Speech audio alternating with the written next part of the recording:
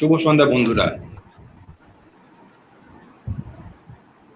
এই জুন মাসের food for thoughts webinar সেশনে সবাইকে স্বাগত।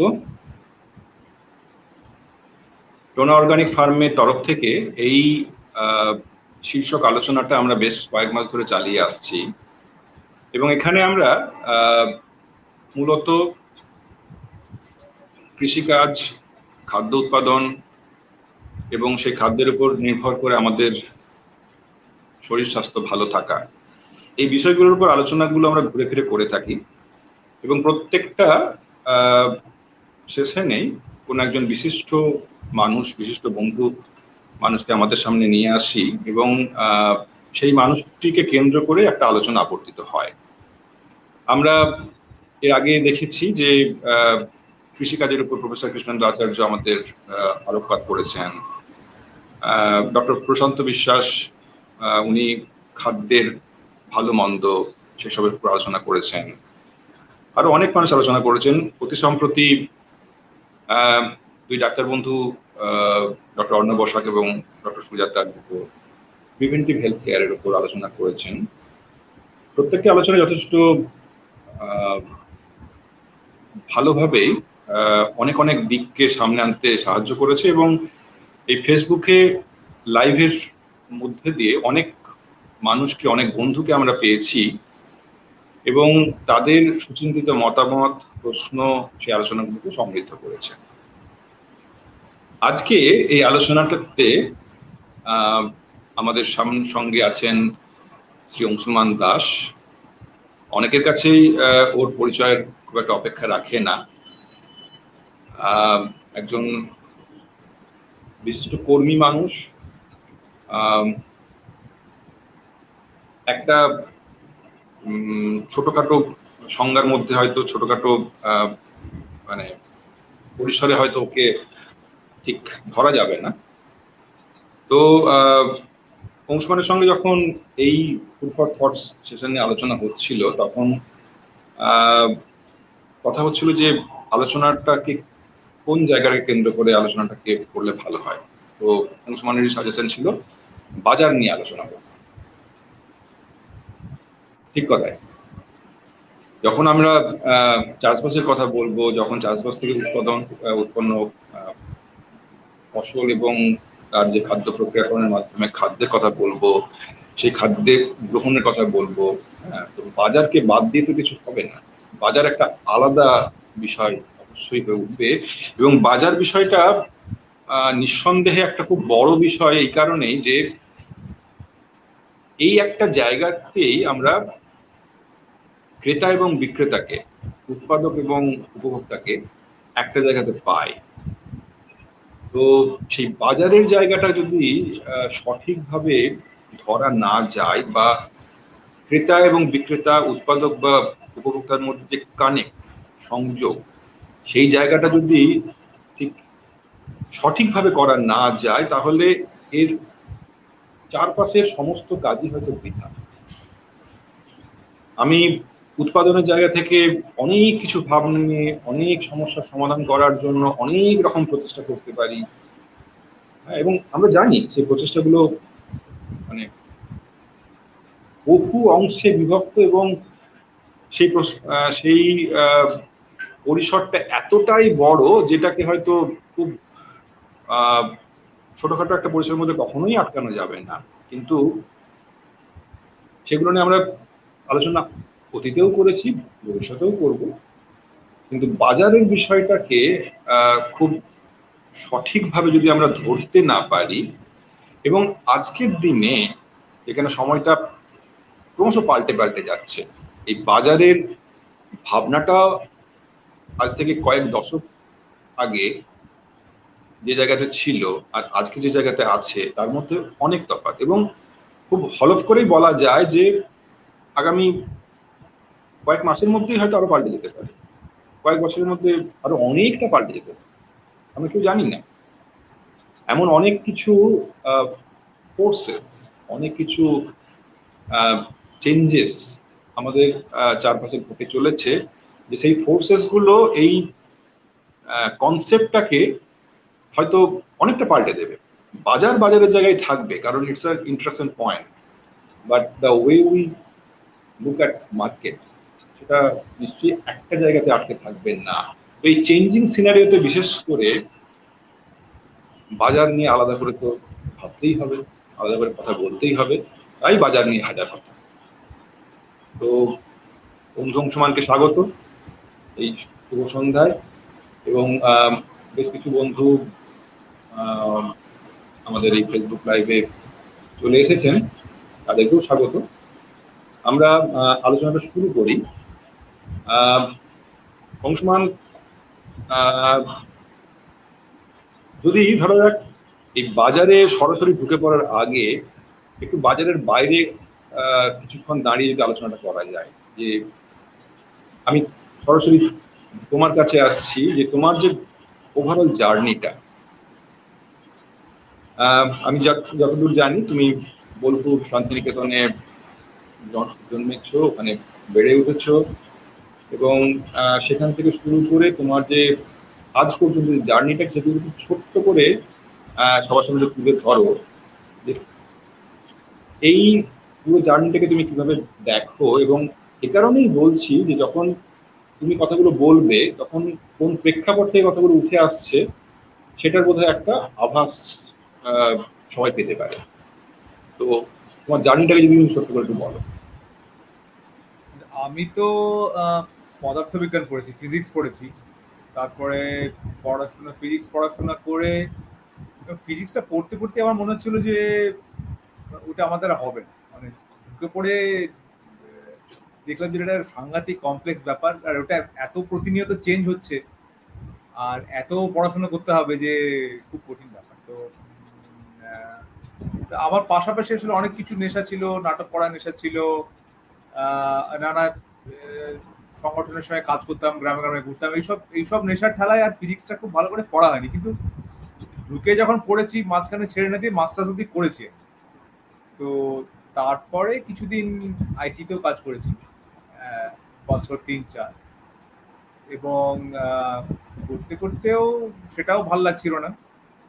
তো আলটিমেটলি আমি সব ছেড়ে ছুড়ে দিয়ে, আপনারা অনেকেই অর্ধেন্দু শেখর চ্যাটার্জির নাম জানেন, তো অর্ধেন্দুদের সঙ্গে আমার যোগাযোগ ছিল, আলাপ ছিল। তো অর্ধেন্দুকে বললাম, অর্ধেন্দু এই তো হচ্ছে না, মানে এখানে পেরে উঠছে না, আইটি ফাইটি আমার ভালো লাগছে না, আমি সারা জীবন এই মানে মূলত গ্রামে ঘুরে ঘুরেই কাজ করতে চেয়েছি, তো কি করা যায়।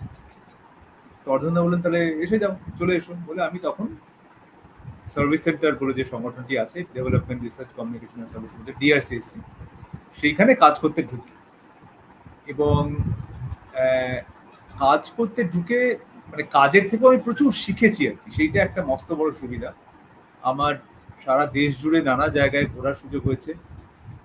আমি একটা প্রজেক্ট দায়িত্ব নিয়েছিলাম এক সময়, যেটা ওই ভারতবর্ষের প্রথম ইন্টিগ্রেটেড ফার্মিং এর প্রজেক্ট। সেটা ধরো প্রায় অনেক বছর আগে, সেটা 2005-06 শুরু হয়েছিল, department of science and technology support.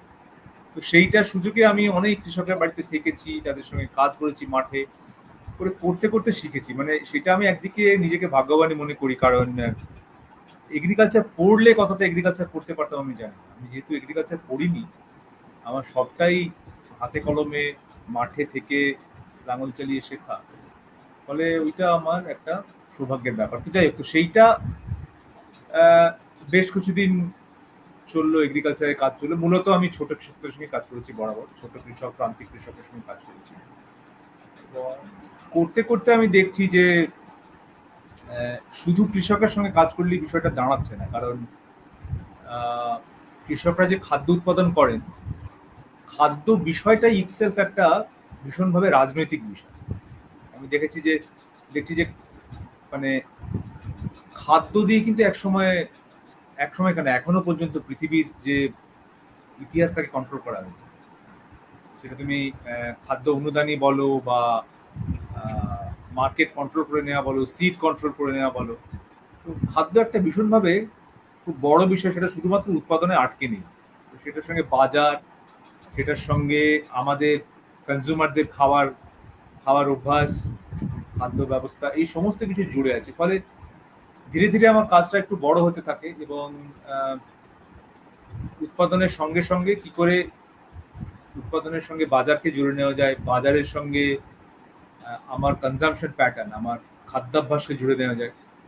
এইটা করতে করতে আমি এখন আর নিজেকে শুধু আহ, উৎপাদন নিয়ে কাজ করি, কৃষি নিয়ে কাজ করি এভাবে দেখি না। আমি নিজেকে বরং ওভারঅল খাদ্য নিয়েই কাজ করি, এইভাবেই দেখার চেষ্টা করছি। কারণ আহ, সত্যি বলতে কি যা বুঝছি যে শুধু উৎপাদন বা শুধু বাজার বা শুধু স্বাস্থ্য এইগুলো নিয়ে আজকালকার যুগে আর চলছে না, মানে পুরো বিষয়টাকে একসঙ্গে দেখতে হয়।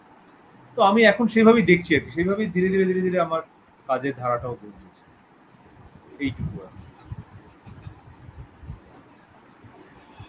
আচ্ছা, তো আহ, বেশ কথা। তো আমাদের ভাবনার বিন্দুতে যেহেতু আহ, আহ, বাজার বলতে গেলেই কতকগুলো সেই আহ, একেবারে সেই মার্কেটিং ল্যাঙ্গুয়েজের জায়গা থেকে উঠে আসে যে যে 4 Ps যেটা বলা হয়, product, place, promotion and price. এই 4টে বিষয় কিন্তু জড়িয়ে খুব, যদি আমি বেসিক জায়গা থেকে দেখি আর কি। তো যখন আমরা প্রোডাক্ট, পণ্যের কথা বলবো, তখন আমরা কি ধরনের পণ্যের কথা বলবো এখানে? তো অবশ্যই আমাদের আলোচনার মধ্যে এমন পণ্যগুলোর কথা আমরা বলতে চাইবো যে পণ্যগুলো আমাদের যে কৃষির যে ধারণা, সুস্থায়ী কৃষি, যে স্বনির্ভর কৃষি, জৈব প্রাকৃতিক কৃষি, সেই কৃষিজ উৎপাদনের মধ্যে থেকে উৎপাদিত পণ্য, প্রোডাক্ট, বা তার সেই পণ্যের যে বিপণন, প্রমোশন, হ্যাঁ, সেইগুলো সম্পর্কে আমাদের ভাবনা বিষয়, বা সেইগুলো আমরা বাজার মানে কোন জায়গাতে আমরা কিভাবে কি নিয়ে আসছি সেই রকম দিকটা, আর অবশ্যই শেষে প্রাইস। এ কারণেই ওটা সবচেয়ে বেশি গুরুত্বপূর্ণ হয়তো, যে এটাই, অন্যগুলো সবটাই হয়তো খরচের দিকে, প্রোডাক্ট তৈরি করতে গেলেও খরচ, প্রমোশন করতে গেলেও খরচ, কোনো একটা প্লেস বাজারে ব্যাপারটা সংগঠিত করতে গেলেও খরচ। একমাত্র যেটা আয়ের জায়গা তুলে আনে সেটা হচ্ছে প্রাইসটা। এবার সেইখানেও অনেক দ্বন্দ্ব, যে জিনিসটার তো দাম অনেক বেশি হয়ে গেল, এত বেশি দাম দিয়ে কি করে কিনবো, ইত্যাদি ইত্যাদি। সুতরাং এই জায়গাটাতে অনেকগুলো দ্বন্দ্ব আছে, এবং সেই দ্বন্দ্বের জায়গাটা একজন সাধারণ ক্রেতার কাছে অনেক সময় খুব পরিষ্কার নয়।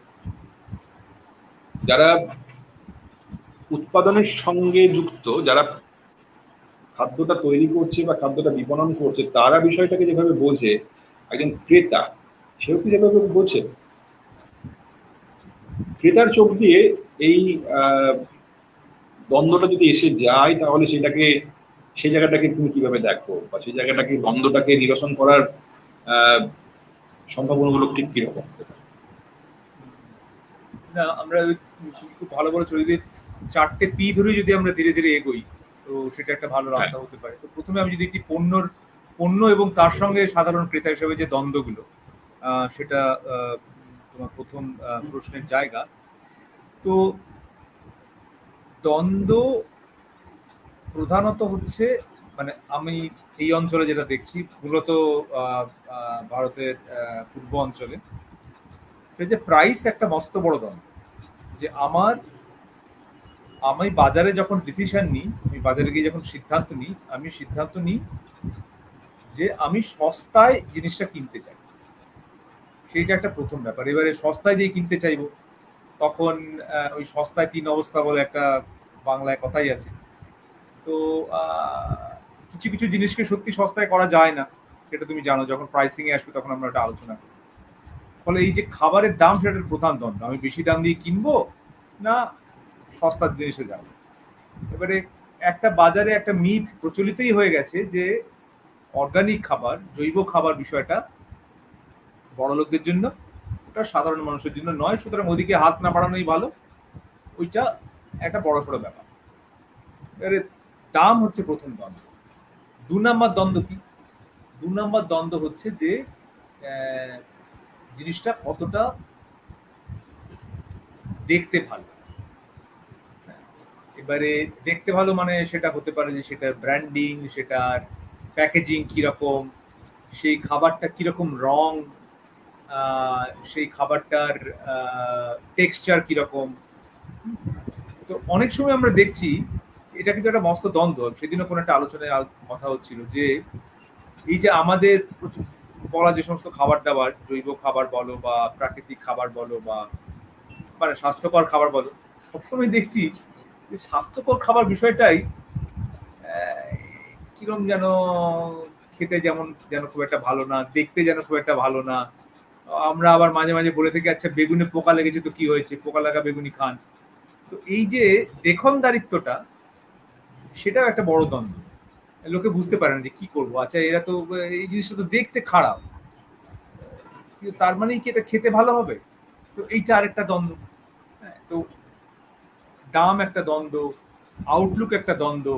আরেকটা মস্ত মস্ত বড় দ্বন্দ্ব হচ্ছে যে এই যে এত লোক এত বছর ধরে আমাকে এক ধরনের খাদ্যাভ্যাস শিখিয়ে এসছে।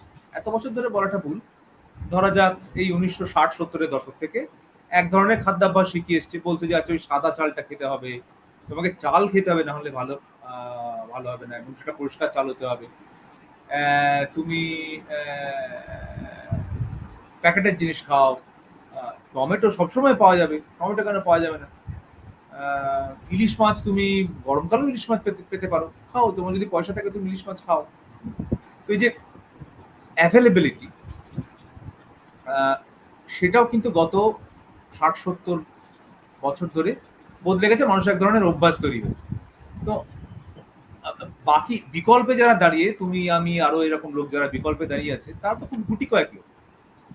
মূল স্রোত যেটা মেন স্ট্রিম যেটা, সেটা তো বলছে যে এই প্যাকেটের খাবার খাও, ময়দা খাও, প্যাকেটের আটা খাও, প্যাকেটজাত খাবার অনেক পরিষ্কার পরিচ্ছন্ন, টমেটো যে কোনো সময় খেতে পারো, সাদা চাল যে কোনো সময় খেতে পারো, এই। এবং টেলিভিশনে লোকে অ্যাড দিচ্ছে, 2 মিনিট নুডলস বলছে, এইসব নানা রকম বলছে। ফলে এই অভ্যাসটাও কিন্তু এক ধরনের দ্বন্দ্ব। আমি তো এত লোক যখন বলছে, আর একদিকে নির্মল বা অংশুমান অন্য কথা বলছে, এরা কি জানে? সরকার যখন বলছে নিশ্চয়ই ঠিক বলছে। হ্যাঁ, তো এইটা আরেকটা দ্বন্দ্ব যে আমি কোন দিকটা শুনবো। কারণ ডাক্তাররা তো মানে আমাদের বন্ধু ডাক্তাররা গতবার এসেছিলেন, কিন্তু ডাক্তাররা তো এখনো সত্যি বলতে কি প্রেসক্রিপশনে লিখছেন না যে জৈব খাবার খাওয়া, গুটি কয়েক ডাক্তার ছাড়া। প্রেসক্রিপশনে তো এখনো সেই হরলিক্সের কথা লেখা হচ্ছে, সেই নানা জিনিসের কথা লেখা হচ্ছে। তো এইটা 3 নাম্বার দ্বন্দ্ব যেটাতে ভুগছে। তো এক্ষুনি এক্ষুনি এইগুলো আমার মাথায় এলো যে দাম, তার চেহারা এবং বাজার চলতে যে ধারণা, এই 3টে দ্বন্দ্বের মাঝখানে কিন্তু সাধারণ ক্রেতা আটকে গেছে। কি করবেন বুঝতে পারছি। হ্যাঁ, তো এবার মানে সবচেয়ে বড় বিষয় কোথায়, যেটা মানে একটা বিষয়, একটা পণ্যের মানে বিপণন বা তার গ্রহণযোগ্যতাটা অনেকটা ডিপেন্ড করে তার গুণমানের উপরে। এবার এখানে একটা প্রশ্ন, আরেকটা প্রশ্ন হয়তো এসে যাবে যে আমরা যেভাবে যে মানে কৃষিকাজটা যেভাবে এখন সংগঠিত হচ্ছে এবং কৃষিকাজকে ভিত্তি করে যে খাদ্য প্রক্রিয়াকরণ এবং তার যে বিরাট উৎপাদনের ব্যবসা, সেই ব্যবসাটা অফকোর্স যেভাবে যে ভলিউমে তৈরি হচ্ছে, সেখানে গুণমানের জায়গাটাতে তো নিশ্চয়ই সেক্ষেত্রে সেই সেই মানদণ্ডটা যদি বলা যায়, সেই মানদণ্ডটা অনেক ক্ষেত্রেই অনেক বড় বড় সংস্থা রাখতে পারে না, এবং সেটা পরপর দেখা যায় যে নেসলে তাকে এই একটা কারণে তাকে সু করা হয়েছে, তার এই ব্যাপার। সেগুলো হয়তো আমরা প্রচুর প্রচুর বিজ্ঞাপন দিয়ে বছরের পর বছর, হ্যাঁ, সেগুলো আমরা গ্রহণ করে এসেছি। এবং অনেক ক্ষেত্রে দেখা যায় যে এমন এমন কিছু বহুজাতিক পণ্য, যেগুলো যেহেতু ভারতবর্ষ একটা বাজারের কথা যদি আসে, ভারতবর্ষ সবসময় একটা খুব লুক্রেটিভ মার্কেট সারা বিশ্বের কাছে, বিশাল বাজার, এবং ভারতবর্ষ অনেকের কাছে প্রিয় তার বাজারের জন্যই। কারণ এই বাজারে অনেক কিছু বেচা যায়, যেটা হয়তো ওদের দেশে হয়তো বেচা যাবে না, বেচার তো অসুবিধা আছে, কিন্তু এখানে বেচতে সমস্যা নেই, বেচে দেওয়া যাবে। এই বেচে দেওয়া যাবে বিষয়টা অনেক ক্ষেত্রে অনেকটা সহজ, সেটা তার মার্কেট কন্ট্রোলিং মেকানিজমটাই হোক বা আমাদের সচেতনতার জায়গা থেকেই হোক। হ্যাঁ, সব জায়গাতে হয়তো অনেক ঘাটতি থাকে বলে আমরা সহজেই অনেক ক্ষেত্রে কোনো প্রশ্ন ছাড়া ওই চমকে প্রভাবিত হই। এবং হ্যাঁ, একজন সেলিব্রিটি মানুষ বলছেন, ভালোই বলবেন, তিনি কি আর খারাপ কথা বলবেন? তিনি তো আমাদের একজন, আমরা যেহেতু আমাদের অনেক ক্ষেত্রেই আরো একটা ব্যাপার আছে যে একটা হিরোইক, যে তিনি একজন বিখ্যাত মানুষ, সুতরাং তার কথাটা ফেলে দেওয়ার মতো অবস্থা কখনোই হবে না। তিনি যখন বিজ্ঞাপনের মুখ হয়ে আসছেন তখন তো আর বলার কিছু নেই। তো সেই জায়গা থেকে মানে সহজে প্রভাবিত করার সুযোগটা যেহেতু অনেক বেশি থাকছে, তো আমরা প্রভাবিত হয়ে উঠছি, প্রভাবিত হয়ে, এবং সে কারণেই হয়তো অনেক জায়গাতে এই সেই সুযোগটা অন্যান্য সংস্থারা খুব ভালোভাবেই নেয় আর কি। তো সেই জায়গাতে আহ সচেতনতার প্রশ্নটা আসবে অবশ্যই, এবং সেটা মানে রাতারাতি তো হবে না, তবু সচেতনতা বাড়ানোর জায়গাতে কি কি বিষয়ের উপর নজর দিলে একজন ক্রেতা হিসাবে তার আরেকটু চোখ কান খোলা রাখার ব্যাপারটা ঘটতে পারে, এটা নিয়ে যদি একটু, মানে আমি যখন বাজারে যাব তখন আমি সচেতন ভাবে কোন কোন জিনিসগুলোকে বোঝার চেষ্টা করব, সেটা আমি থলি হাতে বাজারে যাই বা একটা মোবাইলে টিক টিক টিক টিক করে একটা অর্ডার প্লেস করে দিই, টিং টং করে হয়তো পরক্ষণেই 5 মিনিটের মধ্যেই আমার কাছে ডেলিভারিটা চলে আসবে, যেভাবেই হোক না কেন আমি ভালো মন্দ বোঝার জায়গাটা কিভাবে বুঝতে পারি? তার কি কোনো সহজ রাস্তা আছে? আমি এক সময় চেষ্টা করছিলাম এই ইন্ডিকেটর গুলো তৈরি করার, যে কি ইন্ডিকেটর দেখে আমি বুঝবো যে আমার খাবারটা ভালো কি খারাপ। তার মধ্যে একটা জিনিস আমার যেটা খুব জরুরি মনে হয়, যেটা আমাদের দেখা উচিত, সেটা হচ্ছে যে আমার খাবারটা আমি যখন সিলেক্ট করছি তখন সেটাতে কোনো কৃত্রিম উপাদান আছে কি নেই, কোনো সিনথেটিক উপাদান আছে কি নেই, সেটা খুব জরুরি বিষয়। মানে ধরা যাক যে আমার কোনো সেখানে কোনো প্রিজারভেটিভ নেই, সেখানে কোনো মানে কোনো স্বাদবর্ধক নেই, কোনো অ্যাডিশনাল কিছু দেওয়া হয়নি, যেমন ধরে মনোসোডিয়াম গ্লুটামেট একটা স্বাদবর্ধক, কোনো আলাদা রং দেওয়া হয়নি বা কোনো ভেজাল, এইটা খুব জরুরি বিষয়, যে কোনো কৃত্রিম উপাদান আছে কিনা নাকি এটা পুরোপুরি ন্যাচারাল, সেটা 1 নম্বর জিনিস। 2 নম্বর জিনিস আমার যেটা মনে হয় যে যে প্রোডাক্ট আমি কিনছি সেটা অরিজিনাল ফর্মে কিনছি কিনা, মানে আমি বলছি original form in the sense মানে তাতে কত কম প্রসেসিং করা হয়েছে, যেটা যত কম প্রসেসিং করা হবে সেই খাবারটা ভালো হওয়ার সম্ভাবনা তত বেশি। তো আমি যদি একটা মানে ধরা যাক মূল খাবার, যেটা ধরো মূল স্বাদ রং গঠন একই রকম আছে, মানে যেমন ধরা যাক টমেটো সস একটা খুব ক্লাসিক্যাল এক্সাম্পল। এবারে টমেটো সসে কি থাকবে, টমেটোই থাকবে তো, মানে সেটাই আমি আশা করবো। তা টমেটো সসে কিন্তু তুমি জানো ভালো করে যে এতে কুমড়ো দেওয়া থাকে, লাউ দেওয়া থাকে, আলাদা করে রং দেওয়া থাকে, নানা জিনিস দেওয়া থাকে। তো আমি বলছি যে আমার বেসিক ফর্মটা আছে কি, মানে আমি বলবো যে একদম মানে টমেটো সস এরকম হওয়া উচিত যেটা শুধুমাত্র সস, মানে যেটা পিউরি, মানে tomato puree is better then tomato sauce. হ্যাঁ, কারণ ওখানে প্রসেসিংটা কম হয়েছে, যত কম প্রসেসিং হয়েছে তাহলে তত আলাদা করে বাইরে থেকে জিনিস দেওয়া হচ্ছে, এটা 2 নম্বর জিনিস। 3 নম্বর জিনিস আমার একটা মনে, এটা সচেতন ক্রেতা হিসেবে খুব দেখা উচিত, যে আমার প্রোডাক্টটা এটা যতটা না খাবারের মানের সঙ্গে যুক্ত, তার থেকে বেশি সচেতনতার সঙ্গে যুক্ত, যে আমার প্রোডাক্টটা কত দূর ট্রাভেল করে এসেছে। আমি মনে করি যে মানে 150-200 কিলোমিটারের বাইরে থেকে যদি খাবারটা আসে তাহলে তাতে অনেক কার্বন ফুটপ্রিন্ট পড়েছে। সেটা খুব একটা সচেতন ক্রেতা হিসেবে আমার সেই ধরনের খাবারগুলো বর্জন করা উচিত। সবসময় সেটা করতে পারবো না, কিন্তু অন্তত চেষ্টা করা উচিত সেটা সেটা করতে, মানে এটা একটা খুব ইম্পর্টেন্ট ইকোলজিক্যাল ইন্ডিকেটর। আরেকটা আমার যেটা মনে হয় যে কত কম প্যাকেজিং করা হয়েছে সেটা একটা ব্যাপার। যে টেট্রা প্যাক, যেটা টেট্রা প্যাক ওটা ভালো জিনিস না, তো প্যাকেজিং কত কম করা হয়েছে এবং কত ফর্মে তোমার কাছে আসছে। আরেকটা জরুরি বিষয় হচ্ছে যে আহ, যে আহ, আমি যখন প্যাকেট করা প্রোডাক্ট কিনছি, আমি প্যাকেট করা প্রোডাক্টটা তো পড়ার চেষ্টা করব যে আমার কি লেখা আছে, সেখানে নিউট্রিশনের ভ্যালু দেওয়া আছে কিনা, সেখানে বলা আছে কিনা যে সেটা এফএসএসআই লাইসেন্স প্রাপ্ত। এফএসএসআই নিয়ে পরে একটু কথা বলা যাবে কখনো। মানে এই জিনিসগুলো দেখে নেব। এটাও দেখে নেব যে আমি বলছি ধরা যাক যে এইটা ম্যাঙ্গো ড্রিঙ্ক, তার মানে ইনগ্রেডিয়েন্ট লিস্ট থাকবে এবং ইনগ্রেডিয়েন্ট লিস্টে প্রথম জিনিসটা হওয়া উচিত ম্যাঙ্গো।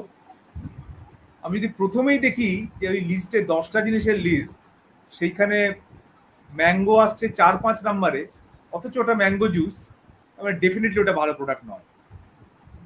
মানে যেটা আমি দাবি করছি প্রোডাক্ট হিসেবে, সেইটা ইনগ্রেডিয়েন্টে প্রধান কিনা সেটা কিন্তু প্যাকেট পড়ে আমাকে দেখতে হবে। ফলে সচেতন ক্রেতার কিন্তু একটা বড় জায়গা হচ্ছে প্যাকেট পড়া, কি লেখা আছে সেটা পড়া। মানে সবসময় সেখানে আমাদের যা মেকানিজম, আমাদের যে মার্কেট কন্ট্রোল মেকানিজম তুমি যা বলছিলে, সেটা সবসময় ভারতবর্ষে খুব মেনে চলা হয় না।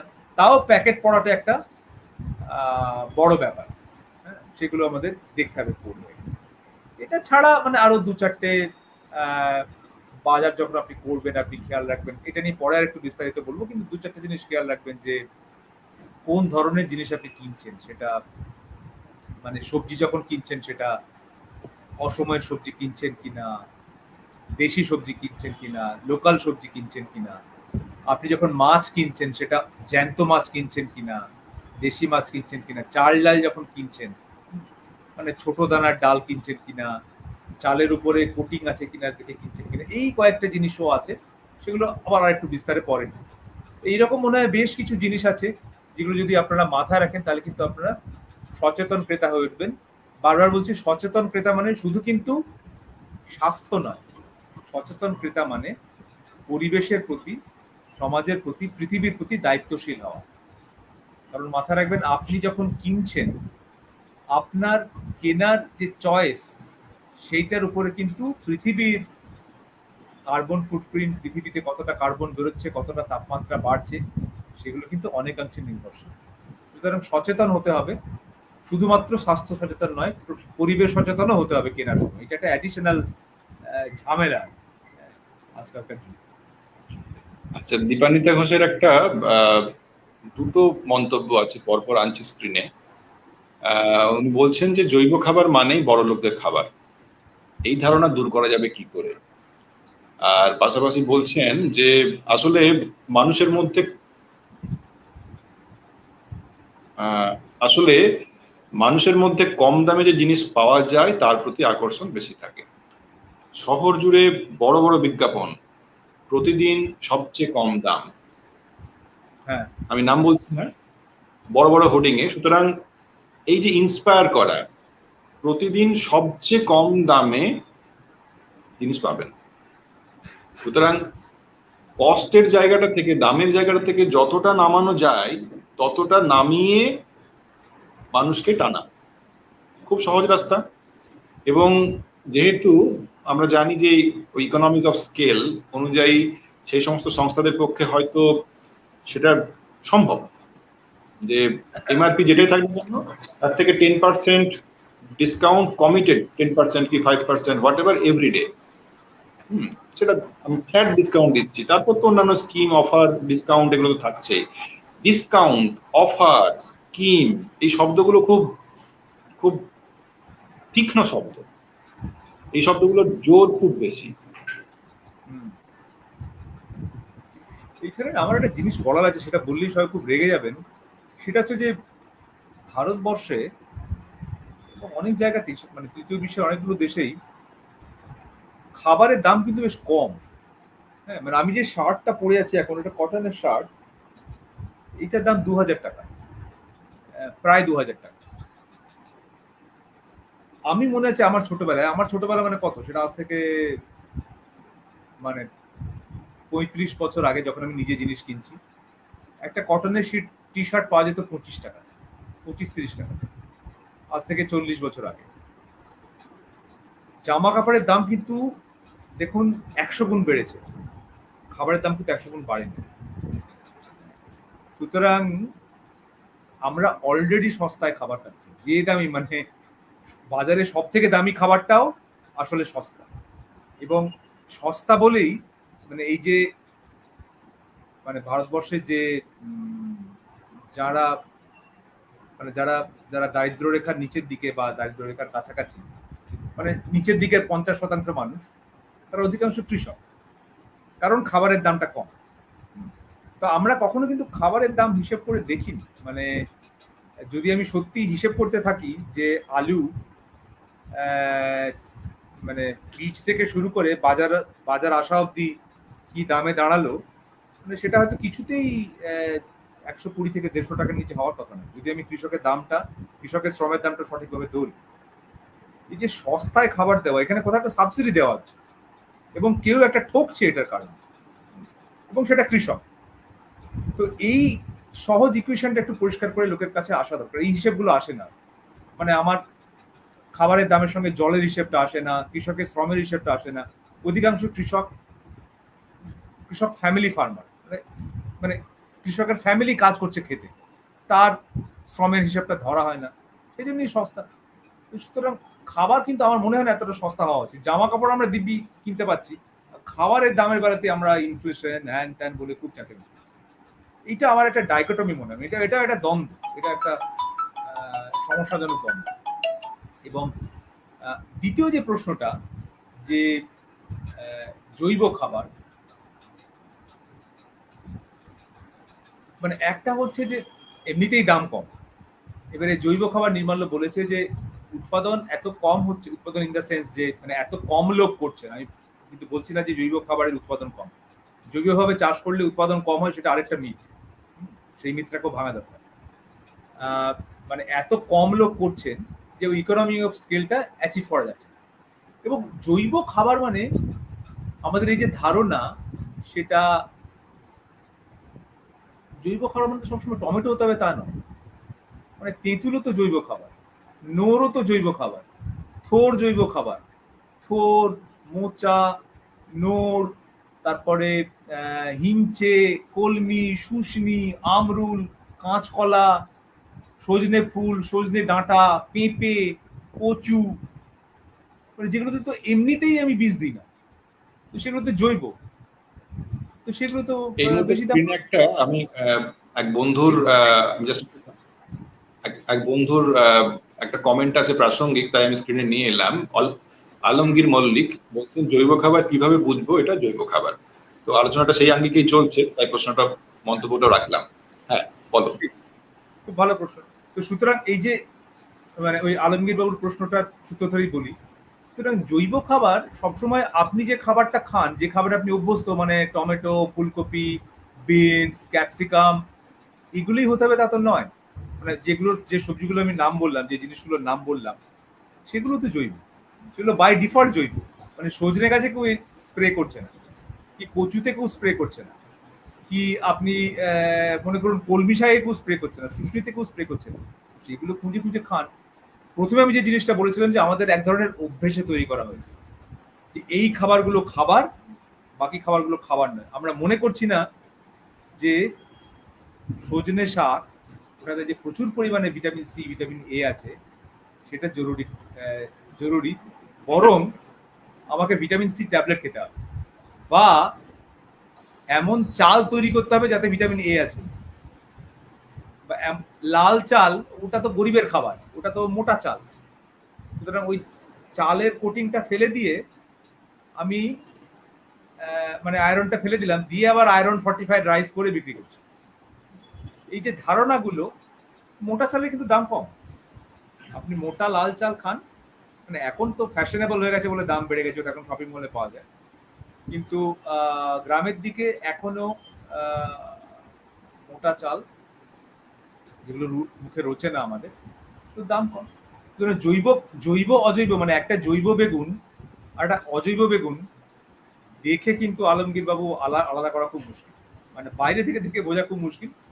কয়েকটা জিনিস একটু মাথায় রাখতে হয় যে ধরা যাক একজনের মানে এক ঝুড়ি বেগুন নিয়ে বসছে, যদি বেগুনগুলো একটু এলোমেলো সাইজের হয়, একটা সম্ভাবনা আছে যে ওটা জৈব হতে পারে,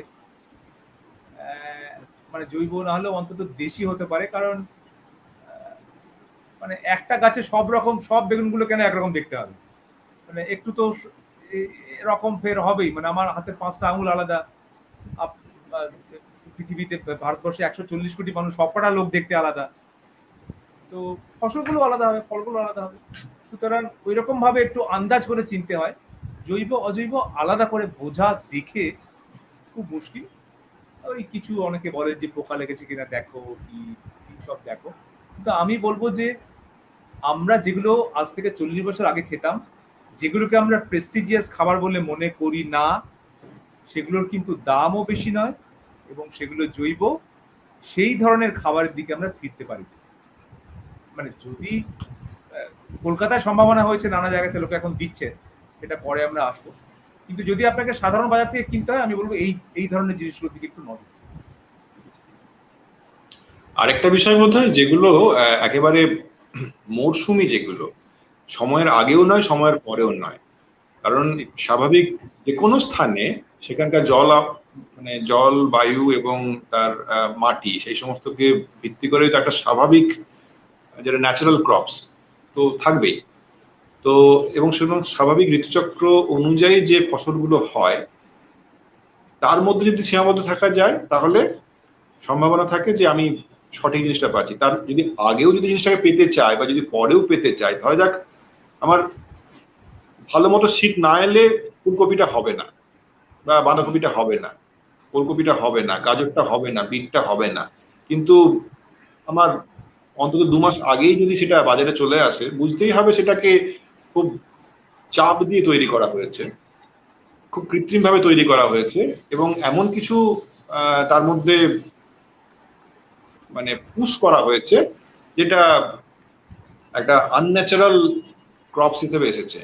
বা টমেটো সিজন শেষ হয়ে গেছে, তবুও টমেটোর সরবরাহ কিন্তু বাজারে বন্ধ হয়ে যায়নি। হ্যাঁ, তো এখনো পাওয়া যাচ্ছে।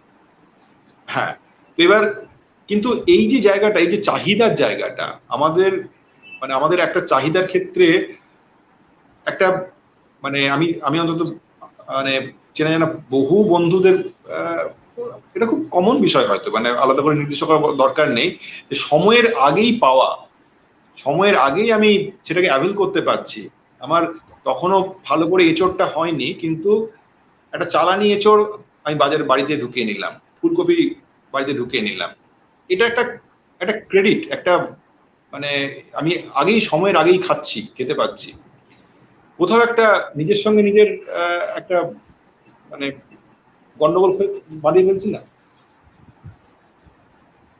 হ্যাঁ, আমি বলছি তো, এই যে মানে এটা খুব ভালো এক্সাম্পল হচ্ছে, যে আমি যদি একটু অন্যভাবে বলার চেষ্টা করি, যে ধরা যাক আপনি দার্জিলিং গেছেন, আপনি যদি এখনো দার্জিলিং যান, তাহলেও দেখবেন একটু একটু ঠান্ডা, আপনাকে একটা গায়ে চাদর জড়াতে হচ্ছে, কিছু জড়াতে হচ্ছে, তার মানে আপনার একটা প্রোটেকশন লাগছে। আপনি একটা আপনার অচেনা জায়গায় গেলে আপনার একটা প্রোটেকশন লাগছে, তো গাছেরও তাই, আপনাকে যদি অসময় ফলানোর চেষ্টা করে, আপনার একটা প্রোটেকশন লাগবে। সেখানে সেটা পেস্টিসাইড হতে পারে, সেটা অতিরিক্ত সার হতে পারে, কোনো না কোনো কিছু হবে যাতে আপনাকে প্রোটেক্ট করতে হবে। তো ওই যে প্রোটেকশনটা গাছকে দেওয়া হচ্ছে, সেই প্রোটেকশনটা কিন্তু আপনার জন্য ক্ষতিকর। সুতরাং স্বাভাবিকভাবেই অসমের সবজি মানে পেস্টিসাইড, আপনি যদি ডিসেম্বরে জানুয়ারিতে ফুলকপি খান, তাতে যা পেস্টিসাইড থাকবে, আর আপনি যদি অক্টোবর নভেম্বরে, যেটা পুজোর সময় অলরেডি ফুলকপি উঠতে থাকে, ওই সময় ফুলকপি খান, তাহলে একটা হচ্ছে সেটা কোল্ড স্টোরেজের হওয়ার খুব সম্ভাবনা, আরেকটা হচ্ছে যে সেটা পেস্টিসাইডেও বেশি থাকার সম্ভাবনা, যেটা নির্মাল্য বলছে একদম ঠিক। আচ্ছা, একটা প্রশ্ন আছে সৌমেন রায় বন্ধু, ওর কাছ থেকে, যে লোকাল মার্কেটে যা সবজি মাছ আসে সেটাই আমাদের খেতে হয়, সে জৈব হোক আর না হোক, সেটার ভালো মন্দ চিন্তা করে সেটি আলোচনা হলে ভালো হয়। খুব খুব ভালো প্রশ্ন এটা। তো এই প্রশ্নটা একটু উত্তর দেওয়া যাক।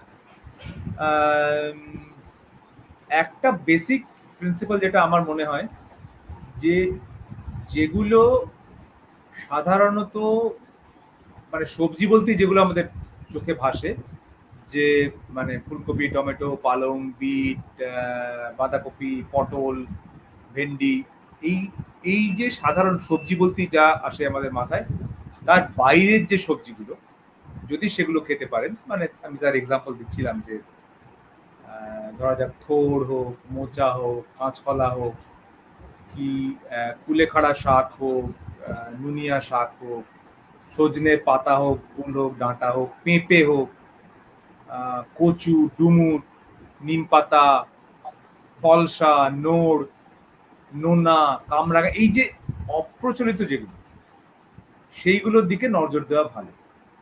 কারণ সেইগুলোতে সাধারণভাবেই যেগুলোকে হেলাফেলা করে চাষও করা হয় না, এগুলো হেলাফেলা করে এখানে সেখানে হয়, সংগ্রহ করে এনে লোকে বিক্রি করে। সুতরাং 1 নাম্বার প্রিন্সিপাল হওয়া উচিত সেইগুলোর দিকে নজর দিন। আর যদি আপনাকে মানে ধরা যাক যদি ফলের ক্ষেত্রে আসি, ধরো একটা কলার কাঁদি, হ্যাঁ, যদি আপনি দেখেন যে একটা কলার কাঁদির সমস্ত কলাগুলো পেকে গেছে একই রকম ভাবে, তাহলে ডেফিনেটলি সেটা কার্বাইড দিয়ে পাকানো হচ্ছে। কারণ কলার কাঁদি ওরকম ভাবে পাকে না।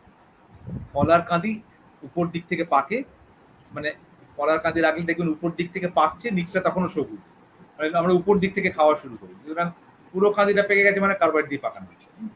আহ, যদি কলার গায়ে একটু ছিট থাকে, আমের গায়ে একটু ছিট ছিট থাকে, একটু কালো থাকে, মনে হয় সেটা ভালো, কারণ তাতে কার্বাইড দেওয়ার চান্স কম। এই সমস্ত জিনিসগুলো একটু মাথায় রাখতে পারেন। আর আরেকটা জিনিস প্লিজ রিকোয়েস্ট করছি, ওই যে ঘাগড়া পরা নাশপাতি পাওয়া যায়, নিউজিল্যান্ড থেকে এসছে বলে, ওই সুন্দর স্কার্ট পরিয়ে দেওয়া, হ্যাঁ, ওইসব নাশপাতি, তারপরে স্টিকার লাগানো আপেল, এইগুলো অ্যাভয়েড করুন। হ্যাঁ, ওই স্টিকার লাগানো আপেল কিনে দেখবেন, আপেলের উপরে একটা ছুরি চালিয়ে দেখবেন, দেখবেন যে ওখান থেকে মোমের কোটিং উঠে আসে। হ্যাঁ, ওটাকে আলাদা করে কোটিং দিয়ে ওটাকে অস্ট্রেলিয়া থেকে মানে ওই একই চকচকে অবস্থায় আনা হয়েছে। সুতরাং সেগুলো আপনি খাচ্ছেন, তো সেইগুলো একটু অ্যাভয়েড করুন, যেটা দেশি জিনিস সেগুলো চেষ্টা করুন খাওয়া। মাছের ক্ষেত্রে কি করবেন? আমি বলবো যে মরা রুই কাতলা, যেটা এই 1.5-2 কিলোর ওপর, সেটা না খাওয়াই ভালো। খুব সম্ভবত সেটা চালানি, সেটা অন্ধ্রপ্রদেশ থেকে এসেছে। যদি আপনি তার থেকে কম মানে 1-1.5 কিলো জ্যান্ত মাছ পান, সেটা যদি আপনার এতেও পালন করা হয়, সেটা যদি আপনাকে ওই কি বলে মানে পুকুরে নাও করা হয়, যদি সেটা ভেড়িতেও করা হয়, তাহলেও জ্যান্ত জিনিসের একটা নিজস্ব মেকানিজম থাকে শরীরের মানে বর্জ্য পদার্থগুলোকে, খারাপ জিনিসগুলোকে বের করে দেয়। আমরা যেরকম না, আমরা খেলে কিছু টক্সিক জিনিস আমরা বের করে দিই, ফলে জ্যান্ত খেলে তাও সেটা টক্সিক জিনিস বেরিয়ে গেছে আমরা মনে করতে পারি। জ্যান্ত রিস্ক অনেক কম। কার রিস্ক আরো কম? সেটা হচ্ছে ওই দেশি জাতীয় মাছ, মানে মানে রুই কাতলা থেকে মৃগেল ভালো, কারণ মৃগেল খুব একটা কমার্শিয়ালি চাষ করা হয়। মানে আপনি মাথায় রাখুন যে বোয়াল, খয়রা, চাঁদা, ট্যাংরা, পুঁটি, বোগো, শাল, শোল, ল্যাঠা, খোলসে, এগুলো বেটার। যদি আপনাকে মরা মাছ মানে কোনো কারণে কিনতেই হয়, তাহলে ওই দেখবেন যেগুলো স্ট্যান্ডার্ড, যে গাটা পিছল কিনা, পাখনাগুলো গোটা আছে কিনা, পরিষ্কার আছে কিনা, চোখটা মানে মাছের চোখ যদি একটু কি বলবো, যদি সেটা একদম ডেড হয়ে যায়, মানে একদম সাদা হয়ে যায়, তাহলে সেটা অনেক পুরনো মাছ। তো মাথায় রাখতে হবে সেটা যেন অন্তত চকচকে থাকে, সেটা জ্যান্ত ভাব থাকে, গাটা একটু পিছল হবে। এই জাতীয় জিনিসগুলো একটু মাথায় রাখতে হবে মাছ কেনার সময়। মাংস কেনার সময় চেষ্টা করুন পোলট্রি অ্যাভয়েড করার, পোলট্রির মুরগি, কারণ নানা সমস্যা আছে, হরমোন থাকে, ইত্যাদি থাকে। পোলট্রির মুরগি থেকে যদি আপনি বাজার থেকে কিনে খান, তাহলে মানে সপ্তাহে 3 দিন পোলট্রি খাওয়ার থেকে মাসে 1 দিন কষ্ট করে খাসির মাংস খাওয়া। ছাগল এখনো অবধি সেফ, বাজারে যা পাওয়া যাচ্ছে সেই ছাগল পোলট্রির মুরগির থেকে অনেক সেফ। সুতরাং এই কয়েকটা জিনিস একটু মাথায় রাখতে হবে। মানে ডাল যখন খাবেন চেষ্টা করুন যে ওই নানা সময় ডাল পাওয়া যায়, মানে বরবটি কলাই পাওয়া যায়, শিম বিচি পাওয়া যায়, সেগুলো এক ধরনের ডাল। সেই জাতীয় জিনিস খাওয়া, একটু অপ্রচলিত খাবারের দিকে নজর দেওয়া আমার মনে হয়।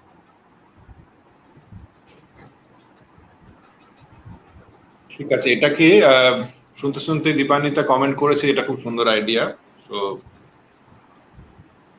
দর্শকের থেকে একটা কমেন্ট পেয়েছি। আরেকটা বেশ গম্ভীর প্রশ্ন আছে বন্ধু দেবাশিস রায়ের থেকে, প্রশ্নটাকে সামনে আনি।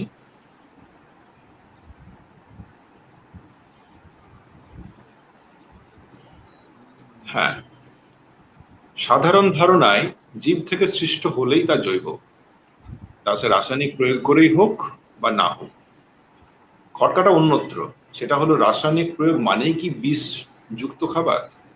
জনসংখ্যার নিরিখে খাদ্যের যোগান বজায় রাখতে গেলে রাসায়নিক সার নির্ভরতা কমানো কি সম্ভব? এটা একটা বেসিক প্রশ্ন। আমি জীবনে মানে এই প্রশ্নটার উত্তর সব থেকে বেশিবার দিয়েছি। সেটা হচ্ছে যে এই খাবারের যোগানের গল্প। এইটা না আসলে এক ধরনের দেবাশিস বাবু, এক ধরনের মিথ। আমি একদম নিজে হাতে হিসাব করে দেখছিলাম, এটা 2018-19-এর হিসাব। আমার কাছে এই মুহূর্তে ওই বইটা নেই, তার আমি বলতে পারতাম আপনাকে যে যতটা খাদ্য শস্য আমরা 2018-19-এ উৎপাদন করেছি। খাদ্য শস্য মানে চাল, চাল, ডাল, গম, ভুট্টা, এই জাতীয় জিনিস, যেগুলো শস্য। সেটাকে যদি স্ট্রেট 2018-19-এর জনসংখ্যা দিয়ে ভাগ করে এবং সেটাকে আবার 365 দিয়ে ভাগ করে, তাহলে সেটা দাঁড়ায় 550 গ্রাম। তার মানে এটার সোজা অঙ্কটা কি দাঁড়ালো, যে আমি যা উৎপাদন করছি সেই বছরে যদি সেটাই খেতাম, তাহলে ভারতবর্ষের প্রতিটি লোককে আমি অন্তত দিনে 550 গ্রাম করে চাল ডাল খাওয়াতে পারতাম। এটা খুব গোদা হিসেব, ঠিক আছে? এভাবে তো হিসেব হয় না, মানে এর সঙ্গে কিছু আমাকে উদ্বৃত্ত জমিয়ে রাখতে হয় ভবিষ্যতের জন্য, ইত্যাদি ইত্যাদি ইত্যাদি। ফলে উৎপাদন কম হয়ে যাবে বা উৎপাদন কম হচ্ছে, এইটা কখনোই বিষয় ছিল না এবং আজও নেই। উৎপাদন কখনো সমস্যা নেই, সমস্যা হচ্ছে বন্টন এবং আমার ক্রয় ক্ষমতা। সুতরাং তার সঙ্গে মানে রাসায়নিক সার, জৈব সার ইত্যাদি কোনো পার্থক্য এক। 2 নাম্বার, যেটা যেটা প্রথম প্রশ্ন আপনার, যে এটা আপনি কিন্তু খুব ভালো প্রশ্ন করেছেন। হ্যাঁ, মানে আসলে তো এটাও জৈব, মানে জীব থেকে যা আসে সেটা তো জৈব। মানে একটা পটল রাসায়নিক সার দিয়ে করা হলো না কম্পোস্ট দিয়ে করা হলো, তাতে তো জৈব অজৈব বলা যায় না। মানে ওই অজৈব পটল বলতে কিছু হয় না, মানে আসলে তো সেটা জৈব। সে না, মানে জৈবর থেকে বেটার শব্দ আজকাল আমরা ব্যবহার করি প্রাকৃতিক, ইকোলজিক্যাল কিনা, সেটা সেই খাবারটা ইকোলজিক্যালি প্রডিউস করা হচ্ছে, প্রাকৃতিক ভাবে উৎপাদন করা হচ্ছে। তো আমরা যদি সেরকম ভাবে দেখি, তাহলে হয়তো জৈব শব্দটাকে আমরা ধীরে ধীরে বন্ধ করে দিতে পারি। কারণ জৈব, যদি শুধুমাত্র জৈব বলি, তাহলে কিন্তু জৈবও খুব খারাপ হতে পারে। কিরকম? উদাহরণ, আমি আমেরিকার জৈব খামার জানি, যারা 2000 কিলোমিটার দূর থেকে গোবর প্লেনে করে উড়িয়ে নিয়ে আসে, যারা মাটির তলা থেকে জল তুলে জৈব চাষ করে। টেস্ট করে দেখলে দেখবেন একদম খাঁটি অর্গানিক, সেটা কোনো পেস্টিসাইড নেই, কিছু নেই। কিন্তু সেটা কি সত্যি অর্গানিক হলো? মানে অর্গানিক হলো, সেটা কি ইকোলজিক্যাল হলো? এটা কি প্রাকৃতিক হলো? হলো নাকি? সুতরাং মাটির তলা জল তুলে যে চাষ করা হচ্ছে, সেটা হোক গোবর দিয়ে, সেটা জৈব চাষ যদি বলি, আমি মনে করি না সেটা ভালো ভালো চাষ। বা যদি অনেক দূর থেকে গোবরটা আনতে হচ্ছে, অনেক দূর থেকে মানে ইনপুট গুলোকে কিনে আনতে হচ্ছে, আমি মনে করি না সেটা জৈব চাষ। যদি আমার বাজারের মানে আমি পেস্টিসাইড দিচ্ছি না, কিন্তু আমি বাজার থেকে ওই জৈব কীটনাশক কিনে, মানে কীটরোধক কিনে স্প্রে করছি, আমি মনে করছি না সেটা যথেষ্ট ভালো। ফলে আমি নিজের খামারে পুরো ইনপুটটাকে কন্ট্রোল করছি, সিডটা আমার কন্ট্রোলে আছে। এই ধরনের জিনিস যদি হয়, তবেই আমি সেটাকে সম্পূর্ণভাবে জৈব বলবো। বা আমি জৈব শব্দটা বলবোই না, হয়তো আমি বলবো প্রাকৃতিক। তো সেইভাবে আপনার প্রথম প্রশ্নটার উত্তর দেওয়া যেতে পারে। এবং দ্বিতীয় প্রশ্নটা আমি বলছি যে এটা কিন্তু মিথ। সমস্যাটা বন্টনে এবং সমস্যাটা কখনোই উৎপাদনে নয়। এবং আসলে আমাদের বোঝানো হয়েছে যে খাবার মানে চাল, গম, ভুট্টা এবং আলু। খাবার ইজ ইকুয়াল টু সিরিয়ালস। ভারতবর্ষের মানুষ কিন্তু শুধু চাল খায় না, ভারতবর্ষের মানুষ শুধু গম খায় না, হাজারটা জিনিস খায়। আপনি ভারতবর্ষ ঘুরে দেখুন, আমাদের রেশনে কেন সেই জিনিসগুলো নেই? আমাদের রেশনে কেন শুধু চাল? কারণ আমরা মনে করি, আমাদের সরকার মনে করিয়েছে, কর্পোরেট মনে করিয়েছে যে ওইগুলি খাবার, বাকিগুলো খাবার নয়। ফলে খাবারের আমরা এমন একটা সমাজে বাস করছি যেখানে আমাদের কোনো চয়েসের স্বাধীনতা নেই। আমরা মনে করছি আমরা খুব স্বাধীন খাবার চয়েসের ব্যাপারে, কিন্তু আসলে আমরা স্বাধীন। সরকার যা খাওয়াচ্ছে, কর্পোরেট যা খাওয়াচ্ছে, বাজার যা খাওয়াচ্ছে, সেটাকে খাবার হিসেবে মেনে নিতে বাধ্য হচ্ছি। এবং সেই খাবারের উৎপাদন কিন্তু ধীরে ধীরে কমছে। ধানের উৎপাদন আপনি যদি হিসাব করে দেখেন, মানে প্রোডাক্টিভিটি, উৎপাদন নয়, প্রোডাক্টিভিটি, ধানের প্রোডাক্টিভিটি কমছে। যতই আপনি সার দেন না কেন, এক জমি থেকে যতটা ধান পাওয়া যেত তার পরিমাণ কমছে। মিলেটের উৎপাদন কমে। যদি জঙ্গল থাকতো, জঙ্গলের উৎপাদন কিন্তু কমতো। আমরা জঙ্গল কেটে দিচ্ছি, আমরা সাফ করে দিচ্ছি, সেটা তো অন্য সমস্যা। সুতরাং আমার মনে হয় খাবারের ডেফিনেশনটা নিয়েই প্রশ্ন আছে। আর জনসংখ্যার সঙ্গে এটা মিলিয়ে দেখা একটা টিপিক্যাল ধারণা, যেটা আমাদের মানে ম্যালথাস বলে একজন বিজ্ঞানী এটা শিখিয়েছিলেন। সে তো 1800 দশকে, 1860 না কোন একটা দশকে, সেই ম্যালথাসের ভূত আমাদের এখনো তাড়িয়ে নিয়ে বেড়াচ্ছে। তো অমর্ত্য সেন এত বড় কাজ করলেন এটা নিয়ে, মানে যার জন্য উনি নোবেল পেলেন, যে এই যে হাঙ্গার এবং এই যে দুর্ভিক্ষ, এটার সঙ্গে উৎপাদনের কোনো সম্পর্ক নেই, এটা জোর করে তৈরি করা সমস্যা। মানে আমি মানে অমর্ত্য সেনের রেফারেন্স দিয়ে শেষ করছি, তারপরে আর কিছু বলার থাকে না। না, এবং আরেকটা বিষয় আমার মনে হয় এটাও খুব অকপটে বলা উচিত যে এই উৎপাদন বা ভলিউম, কোয়ান্টিটি, এইটা একটা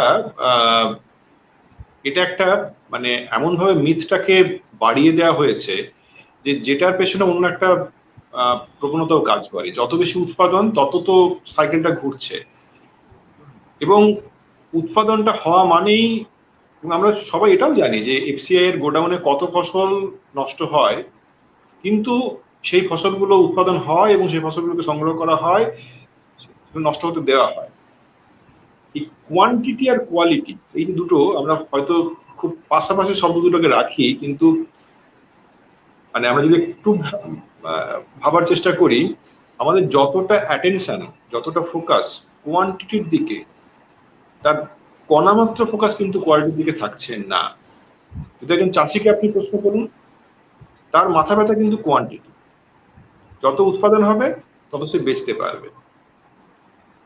এই ধানটা বিঘেতে কত দিতে পারে, সুতরাং যে ধানের বীজটা বিঘেতে বেশি পরিমাণ উৎপাদন দেবে, সেই পরিমাণ টাকা সমানুপাতিক ভাবে তার পাওয়ার সম্ভাবনা থাকছে। যদি কোনো একটা ধান যদি অন্য ধানের তুলনায় কম হয়, তাহলে তার টাকার অঙ্কটা কম আসবে।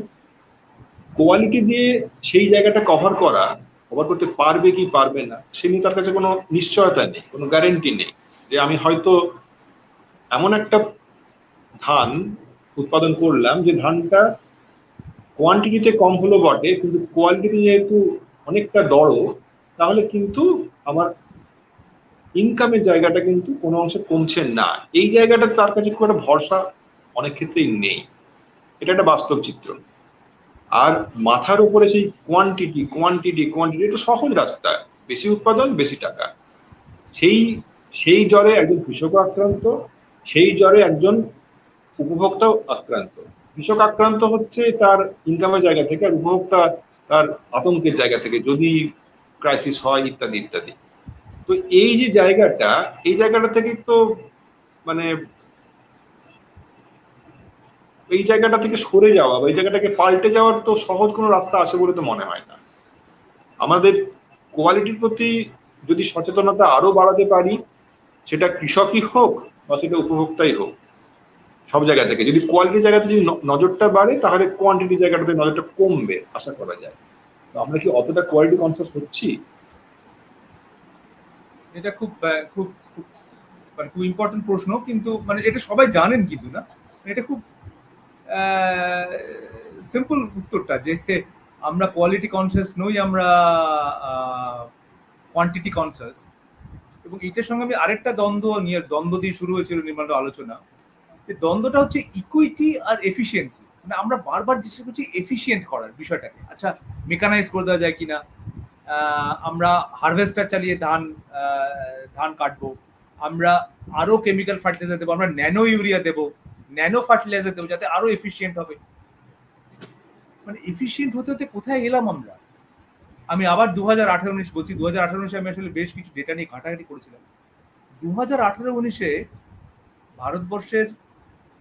Bharatvarsha was the highest exporter of rice. আমরা এক্সপোর্ট করছি, তার মানে নিশ্চয়ই আমাদের উদ্বৃত্ত আছে। আমরা একদিকে এক্সপোর্ট করছি, একদিকে বলছি যে খেতে দিতে পারবো না, এ কি ধরনের কথা? সেই বছরে এক্সপোর্ট করছি মানে ইনকাম হচ্ছে, সেই বছরে অন্তত 2 থেকে 2.5 হাজার কৃষক আত্মহত্যা করেছে। তার মানে এই যে ইনকাম হচ্ছে, ইনকামটা কিন্তু দেশের যে ইনকাম, সেটা কিন্তু কৃষকের ইনকামে কনভার্ট হচ্ছে না, ইকুয়াল শেয়ার হচ্ছে না। ইনকামটা কার হচ্ছে? ইনকামটা হচ্ছে যে কোম্পানি আফ্রিকাতে, মানে মজাটা দেখুন, আফ্রিকায় ইন্ডিয়ান কোম্পানি জমি কিনে রেখেছে, সেইখানে তেল উৎপাদন করছে, মানে তেল শস্য উৎপাদন করছে, সেইটা ইন্ডিয়াতে নিয়ে আসছে। এই যে আমদানি হচ্ছে তার জন্য ছাড় পাচ্ছে, ওখানে উৎপাদন করছে সেখানেও ছাড় পাচ্ছে, আমদানি করছে সেখানেও ছাড় পাচ্ছে। মানে এই যে তার মানে লাভটা হচ্ছে এই বড় কোম্পানিগুলো। ফলে এফিশিয়েন্ট হতে গিয়ে আমরা আর ইকুইটির দিকটা মাথায় রাখছি না। ফলে এটা আরেকটা দ্বন্দ্ব, ইকুইটি আর এফিসিয়েন্সি। বারো বছর এফিসিয়েন্ট হবে, এফিসিয়েন্ট আর এফিসিয়েন্সিতে ঘন্টা হবে। আমার দেশের মানুষকে খাওয়াতেই পাচ্ছি না, এক্সপোর্ট করে দিচ্ছি সব। আর আমার অনেক কিছু জিনিস মাথায় ঢোকে না, মানে এত নাড়াঘাটা করেও একই বছরে আমরা ডাল এক্সপোর্ট করছি, মুসুর ডাল এক্সপোর্ট করেছি, ইম্পোর্ট করেছি। কেন? তেল, মানে আমরা আমাদের পালস মিশন আছে, আমাদের অয়েল মিশন আছে, নানা রকম স্কিম আছে। গত বছর কি তার আগের বছর India was the highest importer of palm oil. কি আশ্চর্য! আমাদের এত পাম অয়েল কিনে খেতে হয়। এই পাম অয়েল গুলো, এইটা আবার আরেকটা জিনিস, এটাতে কখনো অন্যদিন আলোচনা করা যাবে, বা হয়তো বলেছে, প্রশান্ত হয়তো বলেছে, এই পাম অয়েল গুলোতে তো পাম অয়েলে সর্ষের তেলে ঝাঁঝ মিশিয়ে সর্ষের তেল করার কোনো ব্যাপার নয়। এগুলো আমরা খাচ্ছি, পাম অয়েল খাচ্ছি। সচেতন ক্রেতার কথা হচ্ছে তো। পাম অয়েল আসছে কোথেকে? ইন্দোনেশিয়া থেকে। ইন্দোনেশিয়ার জঙ্গল সাফ হয়ে গেল। ইন্দোনেশিয়ায় ওরাংওটাং এখন বিলুপ্ত প্রায়। ওরাংওটাং পৃথিবী থেকে বিলুপ্ত হতে চলেছে। আমরা ভারতবর্ষের লোক তার জন্য দায়ী, কারণ আমরা ওই পাম অয়েল কিনে খাচ্ছি। সুতরাং রক্তের দাগ মানে আপনার হাতেও আছে, মানে আপনার থালায় আছে। এইটা খুব জরুরি সচেতন হিসাবে। অগ্নিপ্রথায় দেবাশিস এই উত্তরটা আগেই লিখেছিল, পরে হলে আরো হয়তো বেশি করে কথাটাই বলতো। দারুণ উত্তর, সোজাসাপটা এবং স্বচ্ছ। সচেতনতার পাঠ অনেকেই দেন, এভাবে খুব কম মানুষ ভাবেন বা ভাবতে পারেন। ধন্যবাদ অংশুমান। আসল লড়াইটা অন্যত্র, ক্ষেত্র চিহ্নিতে অসুবিধা হয় না, নিঃসন্দেহে জরুরি ব্যাপার। খাদ্য বিষয়টা একটা ক্রমাগত খুব কমপ্লেক্স রাজনীতি হয়ে উঠছে, এজেন্ডা হয়ে দাঁড়াচ্ছে। তো এই বাণিজ্যকে তো বাদ দিয়ে কিছু নয়, এবং শুভ অশুভ দ্বন্দ্ব বা এই যে ভালো মন্দের দ্বন্দ্ব, আমরা যে আবর্তের মধ্যে আছি সেখানে এই দ্বন্দ্ব তার মধ্যে আমাদের সবসময় ঘোরাফেরা। তো সেই জায়গা থেকে বেরোনোর একটা অন্যতম রাস্তা হচ্ছে বাণিজ্যিকভাবে সফল হওয়া। যে কোনো কাজ, একটা ভালো কাজ তখনই সেটা দীর্ঘস্থায়ী হবে, দীর্ঘমেয়াদী হবে, যদি সেটা বাণিজ্যিকভাবে সফল হয়। না হলে এরকম অনেক ভালো কাজ হয়, কিন্তু ভালো কাজটাকে চালিয়ে নিয়ে যাওয়ার জন্য যে ইম্পেটাসটা, সেইটা যদি সেই ভালো কাজের ভেতর থেকে না আসে, সেটা কিন্তু বাইরে থেকে সাপোর্ট করে কতদিন করা যাবে? সম্ভব নয়। আমরা জানি যে অনেক অনেক ক্ষেত্রে হয়তো এই একটা বাইরে থেকে সাপোর্টের প্রয়োজন পড়ে। হ্যাঁ, একটা যখন কোনো ফরমেশন, সেটাকে বাইরে থেকে সাপোর্ট করলাম, সেটা ফান্ডিং এর সাপোর্ট হতে পারে, সেটা অন্যান্য সাপোর্ট হতে পারে।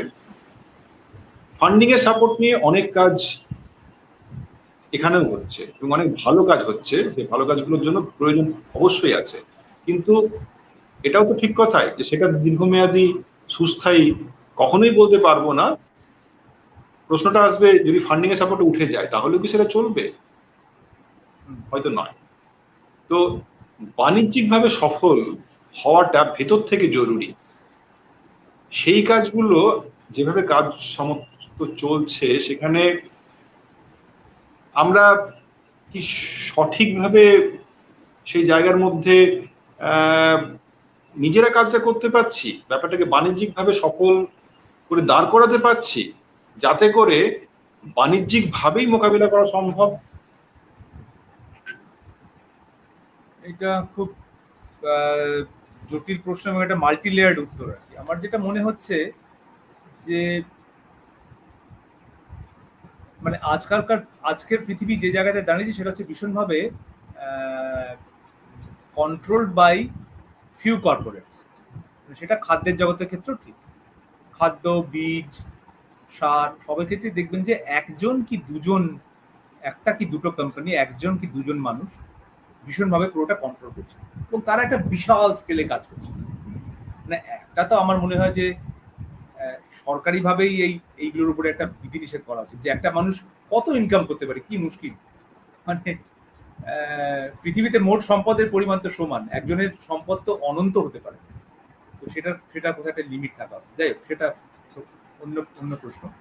কিন্তু এই যে একটা বিশাল স্কেলে অপারেট করছে, সেই স্কেলটাকে কাউন্টার করার জন্য আমাদের একটা ইকুয়াল স্কেল দরকার। এবং সেই স্কেলটা আমি তখনই অ্যাচিভ করতে পারবো যখন মানে একটা মনোপলিস্টিক আইডিয়াকে আরেকটা মনোপলিস্টিক আইডিয়া কাউন্টার করতে পারে।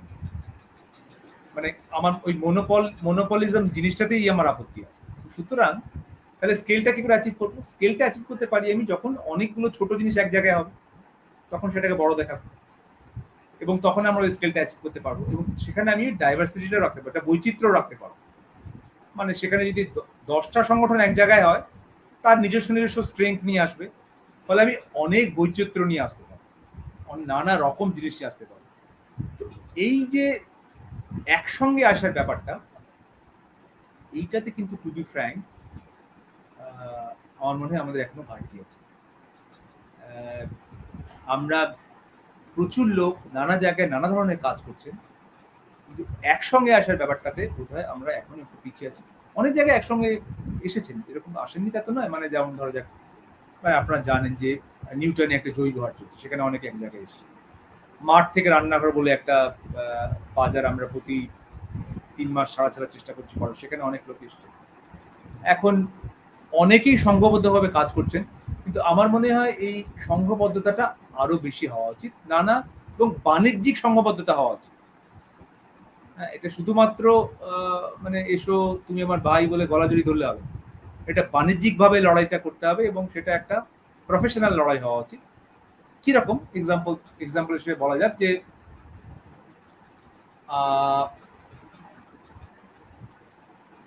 ধরা যাক যে এক্স একটা অর্গানাইজেশন, সে ওয়াই একটা জায়গা থেকে জিনিস নিয়ে আসে। জেড আরেকটা অর্গানাইজেশন, সেও ওয়াই থেকে জিনিস নিয়ে আসে। আরেকটা অর্গানাইজেশন, সেও ওয়াই থেকে জিনিস নিয়ে আসে।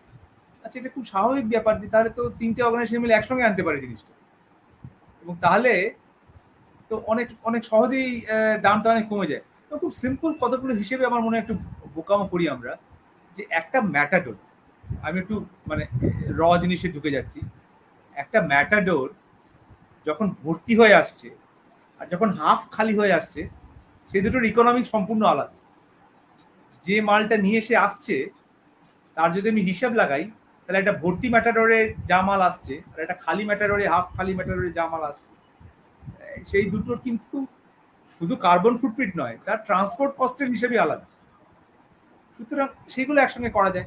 তো এই যে কমার্শিয়ালি প্রফেশনালি এক জায়গায় আসা যায়, যে আমি একটা সিম্পল জিনিস আমার মাথায় আসে, আমি সব জায়গায় বলি, আমার নেট পয়সা নেই তাই আমি এই বিজনেসটা পারি না করতে। আমরা বলছি যে প্লাস্টিক ছাড়তে হবে, আমরা অনেকে কাঁচের ইয়েতে শিফট করছি। হ্যাঁ, কিন্তু কাঁচের বোতলে কিন্তু দাম বেশি। মানে আমি যদি সর্ষের তেল যদি আমি কাঁচের বোতলে দিতে চাই প্লাস্টিকের বোতলের থেকে, এক ধাক্কায় 25 টাকা দাম বেড়ে যাবে পার লিটার। কিন্তু যদি আমি এটা রিসাইকেল করতে পারতাম, যদি আমি এটা ফেরত নিতে পারতাম। রিসাইকেল করার সমস্যা হচ্ছে ওটা ক্লিন করা একটা মস্ত সমস্যা। হ্যাঁ, এটা কিন্তু দুধ কাঁচের বোতল থেকে রিসাইকেল হতে পারে, সর্ষের তেল হতে পারে, আচার হতে পারে, মধু হতে পারে, গুড় হতে পারে। এই যা যা লিকুইড আমরা প্লাস্টিকের বোতলে দিই সব কাঁচের বোতলে হওয়া সম্ভব, এবং এই কাঁচের বোতলের কস্টটা কিন্তু একদম মিনিমাইজ করে ফেলা সম্ভব যদি এটা রিসাইকেল করা যায়। রিসাইকেল কিভাবে করবো? সমস্যা হচ্ছে পরিষ্কার করতে পারবো না। তো একটা কি বিজনেস হতে পারে, যে কেউ ধরুন করলেন বিজনেস, যে আমি একটা অটোক্লেভ কিনলাম, অটোক্লেভ কিনে আমার কাজ হচ্ছে, মানে আমার 10টা অর্গানাইজেশন আছে যারা কাঁচের বোতলে মাল দেয়, তারা সবাই ওগুলো জড়ো করে নেক্সট যখন ডেলিভারি দিতে যাবে ওইটা ফেরত নিয়ে আসবে, আমার কাছে আসবে। আমার বিজনেস হচ্ছে আমি ওটা ক্লিন করে দেবো, ক্লিন করে আবার ফেরত দিয়ে দেবো। Simple business. বোতল পিছু যদি আমি 15 পয়সা করে রাখি, 20 পয়সা করে রাখি, আমার কিন্তু মাস গেলে ভালো রোজগার হবে। প্লাস ওই যে 25 টাকা কস্ট তেলের বোতলের, ওটা কিন্তু আমি কমিয়ে দিতে পারলাম, কারণ এটা রিসাইকেল হচ্ছে। তো এইরকম ভাবে কিন্তু আমার মনে হয় অ্যাপ্রোচটা করা যায়। আমরা এখনো এই জিনিসগুলো ভাবতে পারছি না। মানে আমার ভীষণ মনে হচ্ছে যে এই প্রফেশনালি এক জায়গায় আসা, এক জায়গায় আসছি বন্ধু হিসেবে আসছি, কিন্তু ব্যবসাদার হিসেবে আসছি না, প্রফেশনাল হিসেবে আসছি না। এইগুলোতে আমার মনে হয় এখনো ঘাটতি রয়েছে। এবং যতক্ষণ এক জায়গায় আসতে পারছি, যে স্কেলে বাজার অপারেট করছে, যে স্কেলে কর্পোরেট মনোপলি অপারেট করছে, ওই স্কেলকে আমরা জীবনে বিট করতে পারবো। এটা আমার একটা আশঙ্কা। আমাদের এখনো অনেক পথ হাঁটতে হবে অবশ্যই। তবে যেটা ছোট ছোট বিজনেস আইডিয়াসও বেরিয়ে এলো, এগুলো নিয়ে আমরা অনেক সময় আলোচনা করেছি, অংশমান সেটা আবার একবার স্ক্রিনে রাখলো, এবং এগুলো যখন আমরা পরবর্তী পর্যায়েও এগুলো আবার শুনবো দেখবো, তখন এগুলো নিয়ে নিশ্চয়ই আরো চর্চা চলবে। কারণ চর্চাটা নিরন্তর হতেই হবে, চর্চা থেকেই আমরা নতুন নতুন পথের এবং মানে সঠিক পথের সন্ধান পাবো। কিন্তু আসার কথা যেটা ওই অর্গানিক হাটের প্রসঙ্গটা নিয়ে এলো, এবং আমরা বন্ধুরা অনেকেই জানেন যে এই গত 7 এবং 8 June world food safety day ছিল, 7 জুন। নিউ টাউনের অর্গানিক হাট, যেটা পশ্চিমবঙ্গ সরকারের এগ্রিকালচার মার্কেটিং ডিপার্টমেন্টের সহায়তায় তৈরি হয়েছে অক্টোবর মাসে, 17ই অক্টোবর 2023 শুরু হয়েছে, 6 মাস অতিক্রান্ত হয়েছে। এটা আগেও বলেছি, তবু আরেকবার এই পরিসরে সবাইকে জানিয়ে রাখি যে এটা এমন একটা জায়গা যেখানে কিন্তু একটা সমাহার অন্তত হচ্ছে। সুস্থায়ী কৃষি পরিবার একটা আমব্রেলা প্ল্যাটফর্ম, শ্রী পূর্ণেন্দু বসু মহাশয়ের ঐকান্তিক প্রচেষ্টায় এবং অনেক সমমনস্ক বন্ধু বা সংস্থা, ব্যক্তি যারা এই জৈব প্রাকৃতিক স্বনির্ভর সুস্থায়ী কৃষি আন্দোলনের শরিক, তারা একটা জায়গাতে দাঁড়িয়ে, এবং যেহেতু সরকার সেই সুযোগটা করে দিয়েছে একটা টার্মিনাল মার্কেট হিসেবে আর কি, এটা টার্মিনাল মার্কেট হিসেবে তখনই আরো ফলপ্রসূ হবে যখন সত্যি এটা শুধুমাত্র রিটেল মার্কেট নয়, এটা হোলসেল মার্কেট হিসেবে হয়তো উঠে আসবে। শুধুমাত্র মানে সারা পশ্চিমবঙ্গের এই জৈব প্রাকৃতিক স্বনির্ভর কৃষি আন্দোলনের যারা শরিক, তাদের উৎপাদিত ফসল একটা ব্যবস্থাপনার মধ্য দিয়ে এই একটা হোক না একটাই বড় মার্কেট, সেখানে এসলো, সেখান থেকে বিভিন্ন রিসেলারের মধ্য দিয়ে হয়তো ছোট ছোট ছোট ছোট মার্কেটে গেল, স্টক পয়েন্ট হিসেবে কাজ করতে পারে। হ্যাঁ, তো আসার কথা কিন্তু এটাও যে ভারতবর্ষের মধ্যে একমাত্র এই রাজ্যেই অন্তত এই রকম একটা অর্গানিক হাট, জৈব হাট, একটা শপিং মলের চেহারাতে একটা জিনিস দাঁড়িয়ে আছে। এখনো ফুললি ফাংশনাল নয়, এই কারণেই কারণ আরো অনেকগুলো বিষয়ের মধ্যে যুক্ত হবে সেরকম পরিকল্পনা আছে বলে আমরা জানি। কিন্তু এটাও একটা কিন্তু উৎপাদক আর উপভোক্তাদের একটা ওই মিলন স্থল, বাজার, এবং অত্যাধুনিক বাজার, যে বাজারটা কিন্তু সপ্তাহে 7 দিন সকাল 7টা থেকে সন্ধ্যে 7টা পর্যন্ত সবার জন্য খোলা। এবং হয়তো আজকে একটু প্রাসঙ্গিক আলোচনাতে জাস্ট জানিয়ে রাখি যে যেহেতু আমাদের ভীষণ একটা বদঅভ্যাস বলবো না, অভ্যাসই বলবো, যে মানে টুক করে জিনিসটা পেয়ে যাওয়া, একদম যেটা কিছুদিন আগে একটা লেখাও উঠে আসছিল যে পাড়ার মুদিখানাগুলো হাঁপিয়ে উঠছে, হয়তো হারিয়েও যেতে বসেছে। কারণ যেভাবে big basket, Swiggy, Instamart, Blinkit ওই একটা জরুরি আলোচনা, হ্যাঁ কখনো আসবো এটাতে। হ্যাঁ চট করে পৌঁছে দিচ্ছে, সেই জায়গা থেকে হয়তো পাড়ার বিপণীগুলো আর সেই জায়গাটাতে তারা নিজেদেরকে দাঁড় করাতে পারছে না। এটা একটা একটা চলমান সমস্যা, সময় হয়তো এর উত্তর খুঁজবে। এবং আজকে অর্গানিক হাটে দাঁড়িয়েও আমরা হয়তো এই মুহূর্তে যে বাড়িতে পৌঁছে দেওয়া এই ব্যাপারটাতে এখনো ঢুকিনি বা ঢুকতে চাইছি না। তার কারণ মানুষকে চাইছি এখানে আসুক, সামনাসামনি কথা হোক। প্রত্যেক মাসের শেষ শনিবার এখানে একটা ওয়ার্কশপ হয়, যে ওয়ার্কশপে ক্রেতা, বিক্রেতা, উৎপাদক, উপভোক্তারা একটা জায়গায় আসবে, এই ধরনেরই কোনো আলোচনা সেখানে আমরা খোলা মনে করছি। এই দেয়া নেয়াটা খুব জরুরি, এই পারস্পরিক বোঝাপড়াটা খুব জরুরি, দুটো মানুষের কাছাকাছি আসাটা খুব জরুরি। এই আসার জায়গাটা যত ভালো হবে তত বাড়বে। তো এইরকম বিষয়গুলো তো একটা থাকবেই। এবং হ্যাঁ, আমাদের সংঘবদ্ধতা একটা অবশ্যই বড় বিষয়, যেহেতু ছোট ছোট ছোট ছোট বিষয় মিনিস্কিউল হয়তো সেগুলোকে চেনা যাবে না, দেখা যাবে না, মাইক্রোস্কোপে হয়তো খুঁজেও পাওয়া যাবে না, কিন্তু যখনই সেটা একটা জায়গাতে কোলেক্ট করা হবে, একটা ধরা হবে, তখনই একটা চেহারাতে অন্তত দেখা যাবে। তো এটা একটা একটা জিনিস অ্যাড করার, সেটা হচ্ছে আসার কথা নির্মাল্য, যে মানে গত 5-6 বছরে কিন্তু কলকাতা অনেকটা এগিয়ে গেছে। মানে যেটা আমি ব্যাঙ্গালোরে দেখছিলাম, পুনেতে দেখছিলাম, চেন্নাইয়ে দেখছিলাম, সেটা কিন্তু এখন কলকাতাতেও প্রায় অন্তত আমার হিসেব মতো 35 থেকে 40টা জায়গা আছে, 40টা আউটলেট আছে, মানে সিঙ্গেল আউটলেট, যেখান থেকে কিন্তু আপনারা নিয়মিত জিনিস কিনতে পারেন। এটা কিন্তু খুব কম নয়, যেটা কিন্তু আজ থেকে 10 বছর আগে ভাবা যেত না।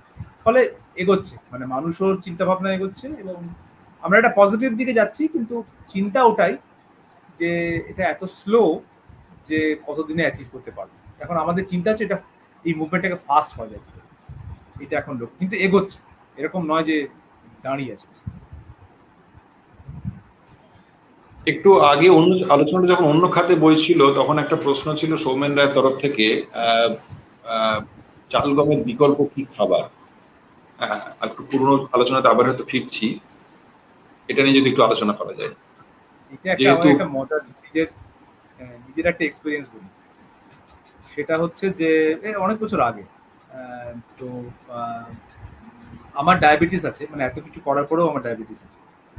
তো সেটা জেনেটিক্যালি অবশ্য আমার বাবার ছিল ডায়াবেটিস। তো তখন প্রথম যখন আমার ডায়াবেটিস ধরা পড়ে, সেটা প্রায় আজ থেকে 14-15 বছর আগে। তো আমি ওই কাজের সূত্রেই সাউথ ইন্ডিয়ায় ঘুরে বেড়াচ্ছি। তখন ওখানে ডেকান ডেভেলপমেন্ট সোসাইটি বলে একটা অর্গানাইজেশন আছে, তারা খুব মানে নাম করা সংগঠন, যারা প্রথম মিলেট ব্যাপারটাকে নিয়ে আসে।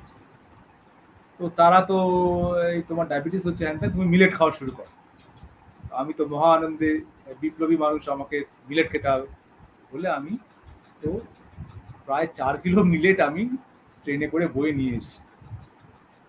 এবারে খাওয়া শুরু করেছি। প্রথম দিন তো খুব উৎসাহ নিয়ে খেয়েছি। ক্রমাগত দেখছি যে ওই মিলেট বিষয়টা আমার ঠিক হচ্ছে না, মানে যাচ্ছে না টেস্ট বাড়ে আর কি, এত খসখসে, কিরম একটা। ফলে আলটিমেটলি সেই সময় অন্তত মিলেটটা খেতে পারেনি। তারপরে ওটা অন্য রাস্তায় হচ্ছে, অন্য রাস্তায় নানাভাবে, মানে সেটা গুঁড়ো করে, সেটা আটার সঙ্গে মিশিয়ে, সেটা। সুতরাং একটা জিনিস যেটা মানে এখান থেকে যেটা বলার আপনাকে সৌমেন বাবু, সেটা যে দুম করে ফুড হ্যাবিট চেঞ্জ করা যায় না। সেটা চেঞ্জ করা বোধহয় উচিত নয়, কারণ আপনার শরীর, মানে আপনার যাই বয়স হচ্ছে, আপনার শরীরের স্ট্রাকচার, আপনার শরীরের হরমোনাল ব্যালেন্স বা উৎসেচকের ব্যালেন্স আপনার ফুড হ্যাবিট হিসাব করে তৈরি হয়েছে। তো আপনি যদি দুম করে ফুড হ্যাবিট চেঞ্জ করেন, সেটা কিন্তু আহ, আপনার শরীরে সহ্য নাই হতে পারে, বা সেটা আপনার ভালো লাগছে না সিম্পলি। আরে খাবারটা তো ভালো লাগতে হবে, এটা তো সব থেকে প্রথম বিষয়, যে আমার তো স্বাদটা ভালো হতে হবে। সুতরাং এক্ষুনি চাল এবং গমের বিকল্প থেকেও আমি যেটা বলবো যে চালের মধ্যেই কি হতে পারে, চালের মধ্যেই কিন্তু মানে গত বছর ইন্টারন্যাশনাল ইয়ার অফ মিলেট গেল বলে মিলেট নিয়ে এত হইচই হলো, চালও কিন্তু কোনো অংশে কম না। আমাদের দেশে প্রচুর চাল ছিল, প্রচুর চাল আছে এখনো, যেগুলোতে চমৎকার প্রোটিন কন্টেন্ট আছে, চমৎকার নিউট্রিয়েন্ট কন্টেন্ট আছে। আপনাকে একটু বুঝে খেতে হবে, লাল চাল খেতে হবে, কোটিং আছে এরকম চাল খেতে হবে, ঢেকি ছাটা খেতে হবে, সেগুলো আজকাল কিন্তু খুঁজে পাওয়া যায় না। গম আপনি বাজারের গম খাবেন না, আপনি নাম করতে চাই না, ফলে মানে কোনো বাবাজির আটা খাবেন না, কারণ বাবাজির মাল্টিগ্রেন আটা আপনি দেখবেন যে বলছে মাল্টিগ্রেন, কিন্তু 95% হচ্ছে গম, আর 5% হচ্ছে বাজরা আর জোয়ার মিশিয়েছে। সুতরাং আমি আবার বললাম ওই পড়ে দেখবেন। আপনি ভুসিওয়ালা আটা খান, মানে টোনার কাছেই ভুসিওয়ালা আটা পাওয়া যায়, মানে ইনফ্যাক্ট দুটো রেঞ্জের আটা পাওয়া যায়। আমি একটু টোনার বিজ্ঞাপনও করে দিচ্ছি নিবান। সেটা হচ্ছে যে একটু ভুসি কম, একটু ভুসি বেশি, দুটো রেঞ্জে পাওয়া যায়। সুতরাং ফলে চাল এবং গমেও কিন্তু ইমপ্রুভ করা যায়। যদি আপনি বদলাতে চান তাহলে তো অনেক কিছুতে যাওয়া যায়। আপনি মিলেটে যেতে পারেন, আপনি বাজরার রুটি খেতে পারেন, জোয়ারের রুটি খেতে পারেন, এই ধরনের বিকল্প আছে। কিন্তু এক্সিস্টিং বিকল্পের মধ্যেও কিন্তু একটু আধটু বদলানো চায়, এবং তাতে ভালোই হবে আমার মনে হয়, খারাপ হবে না। বৈচিত্র্য বাঁচবে, আমাদের নিজস্ব চালের বৈচিত্র্য বাঁচবে। তো আলোচনাটা বেশ অনেকক্ষণ চললো বা চলছে আর কি। খাওয়া দাওয়া নিয়ে কথা হচ্ছে, এবার একটু আবার তোমার প্রসঙ্গে আসি। আমার মনে হয় তুমি যদি একটু সবার সঙ্গে শেয়ার করো, এই খাওয়া নিয়ে কিন্তু তোমার বেশ একটা বৈপ্লবিক একটা মানে চিন্তা ভাবনা আছে। দেশ বিদেশে প্রচুর তোমার ঘোরাফেরা, এবং তুমি বেশ এক্সপেরিমেন্টাল, তাই তো? হ্যাঁ, তা আমি খাবার, নানা রকম খাবার দেখতে পছন্দ করি আর কি, লোকে কি খায়। না, আমার যেমন মানে আমার একটা খুব দুটো ইন্টারেস্টের জায়গা থাকে আমার কোথাও গেলে। আহ, একটা হচ্ছে বাজার দেখা। আমার এই স্থানীয় বাজার দেখতে এত ভালো লাগে, আমি কি বলবো বিমাল। মানে আমি লোকে নানা রকম জায়গা দেখতে যায়, টুরিস্ট প্লেস দেখতে যায়। তো আমি প্রথমেই চেষ্টা করি বাজারে যাওয়ার, এবং সেটা শপিং মল নয়, মানে স্থানীয় বাজার, অলি গলি, গলি গুচি দিয়ে ঘুরে আমার খুব ভালো লাগে। কারণ বাজার দেখলে না, ওই স্থানীয় বাজার দেখলে আমার মানে স্থানীয় মানুষের অভ্যাস, স্থানীয় মানুষকে যেন আমি ছুঁতে পারি, স্থানীয় সংস্কৃতি থেকে যেন আমি ছুঁতে পারি। এবং সেটা হিসেবে ছুঁতে পারি। মানে আমি যখনই একটা জায়গায় গিয়ে নাটক দেখছি, ওই জায়গার গান শুনছি, একটা রেস্টুরেন্টে গিয়ে খাচ্ছি, সেখানে অনেকটা আমাকে পরিবেশন সুন্দর করে করা হয়েছে। আমি যখন একটা বাজারে যাচ্ছি, বাজার কিন্তু একটা জিনিস। ফলে আমার খুব ভালো লাগে ওগুলো দেখতে। ফলে বাজার ঘুরি সবসময় যেখানে যাই, মানে আফ্রিকার কোনে কোনে গিয়ে আমি প্রথমে চেষ্টা করি যে ওই গ্রামের বাজারটাতে গিয়ে পৌঁছানো। আমার খুব ভালো লাগে। মানে অনেক সময় খুব স্ট্রং এক্সপিরিয়েন্স হয়, কিন্তু সেটা তো এক্সপিরিয়েন্স। এবং খাবারও আমি চেষ্টা করি খেতে, যে স্থানীয় খাবার নানা রকম চেখে দেখা, মানে যতটা সম্ভব হয়। অনেক সময় এমন খাবার থাকে যেগুলো আমার পক্ষে মানে মেনে নেওয়াই অসম্ভব হয়। যেমন ধরা যাক, মানে এক্সাম্পল হিসেবে বলছি যে লাওসে আমি দেখেছি যে তোমার ছোট মাছ জাস্ট সাঁতলে তোমায় খেতে দেওয়া হয়েছে, জ্যান্ত মাছ, লিটারালি তারা লাফাচ্ছে, প্লেটের মধ্যে তোমার দিয়েছে, প্লেটের মধ্যে মাছটা লাফাচ্ছে আর তোমার খেতে হবে। মানে এই ধরনের জিনিস। মানে তারপরে ধরো হাঁসের ডিম, মানে ওদের ডেলিকেসি হচ্ছে যে হাঁসের ডিমের মধ্যে মানে বাচ্চাটা তখন এসে গেছে, মানে ফরমেশন হয়ে গেছে ভ্রূণে। হ্যাঁ, তো এই জাতীয় এক্সপিরিয়েন্সও আছে। কিন্তু এইগুলো স্থানীয় মানুষের অভ্যাস, স্থানীয় মানুষের খাবার, স্থানীয় মানুষের সংস্কৃতি। ফলে ওইটাকে খুব একটা মানে সেটা আমার সঙ্গে যাচ্ছে না, সেটা হয়তো আমার মেনে আমার বেড়ে ওঠার সঙ্গে সেটা যাচ্ছে না, কিন্তু সেটা এক ধরনের সংস্কৃতি। ফলে আমাকে কেউ ভালোবেসে কিছু খেতে দিলে আমি চেষ্টা করি না না খাওয়া, যেটা আমার যদি খারাপও লাগে আমি চেষ্টা করি খাওয়ার। খারাপ লাগাটা আসলে আমার জীব অভ্যস্ত নয় বলে খারাপ লাগে, কিন্তু একটা খাবার যখন তোমার কাছে আসছে, সেটা একজন মানুষ মাসের পর মাস পরিশ্রম করে সেটা বানিয়েছেন, সেই ভালোবাসাটা আছে। একজন মানুষ রান্নাঘরে দাঁড়িয়ে সেটা রান্না করে তোমাকে দিচ্ছেন, সেই ভালোবাসাটা আছে। মানে একটা খাবার যখন প্লেটে করে তোমার সামনে আসে, আমার সামনে আসে, আমি তখন সেই খাবারটা শুধু স্বাদ দেখি না, আমি সেই ভালোবাসাটাও দিই। ফলে সেটা খুব ইন্টারেস্টিং। আমার নানা রকম আমি একটা বইও আছে আমার, ফুড ভেঞ্চার বলে, সেটা কখনো কারো যদি ইন্টারেস্ট থাকে আপনারা পড়ে দেখতে পারেন। ওখানে আমার এই খাবার খেতে গিয়ে নানা রকম বিপদে পড়েছি, নানা রকম কাঁচা মাংস খেতে হয়েছে, কাঁচা মাংস খেয়েছি, নানা রকম এক্সপিরিয়েন্স হয়েছে। ফুড ভেঞ্চার একটা চমৎকার বই একটা, মানে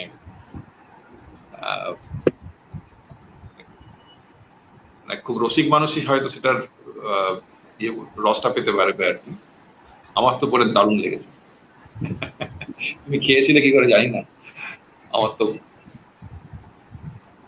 আচ্ছা, প্রান্তিক নিয়ে কথা হচ্ছিল। তুমি যেখানে যাও বাজারটাকে চেনো, বাজারের মধ্যে দিয়ে মানুষকে চেনা। তো যদিও এখানে দামের প্রশ্নটা জুড়ে দিয়েছে রাজশ্রী কুণ্ডু, কিন্তু প্রান্তিক মানুষের কাছে কি করে পৌঁছানো যাবে? যদি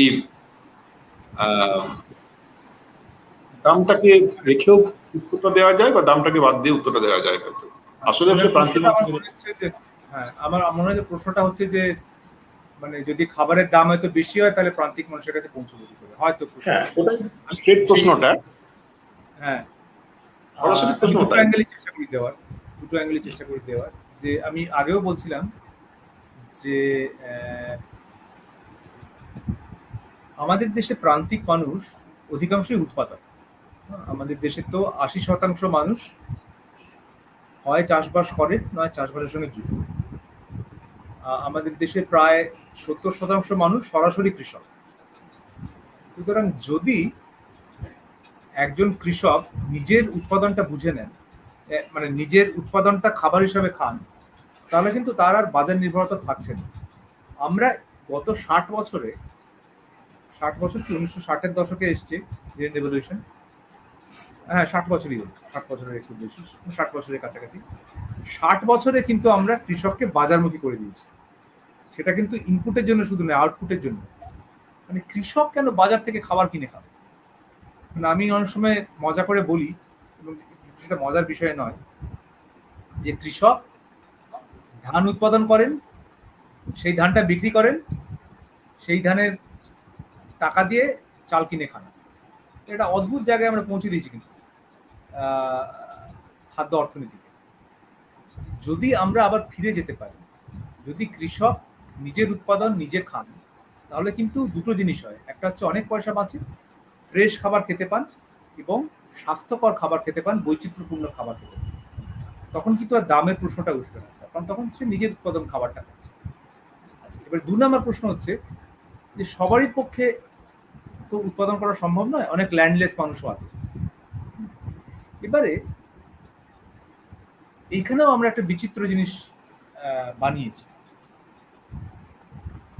সুন্দরবনের চাল সুন্দরবনে উৎপাদন হয়ে দুর্গাপুরের এফসিআই গোডাউনে রাখা হচ্ছে, সেইটা আবার সুন্দরবনে ফেরত আসছে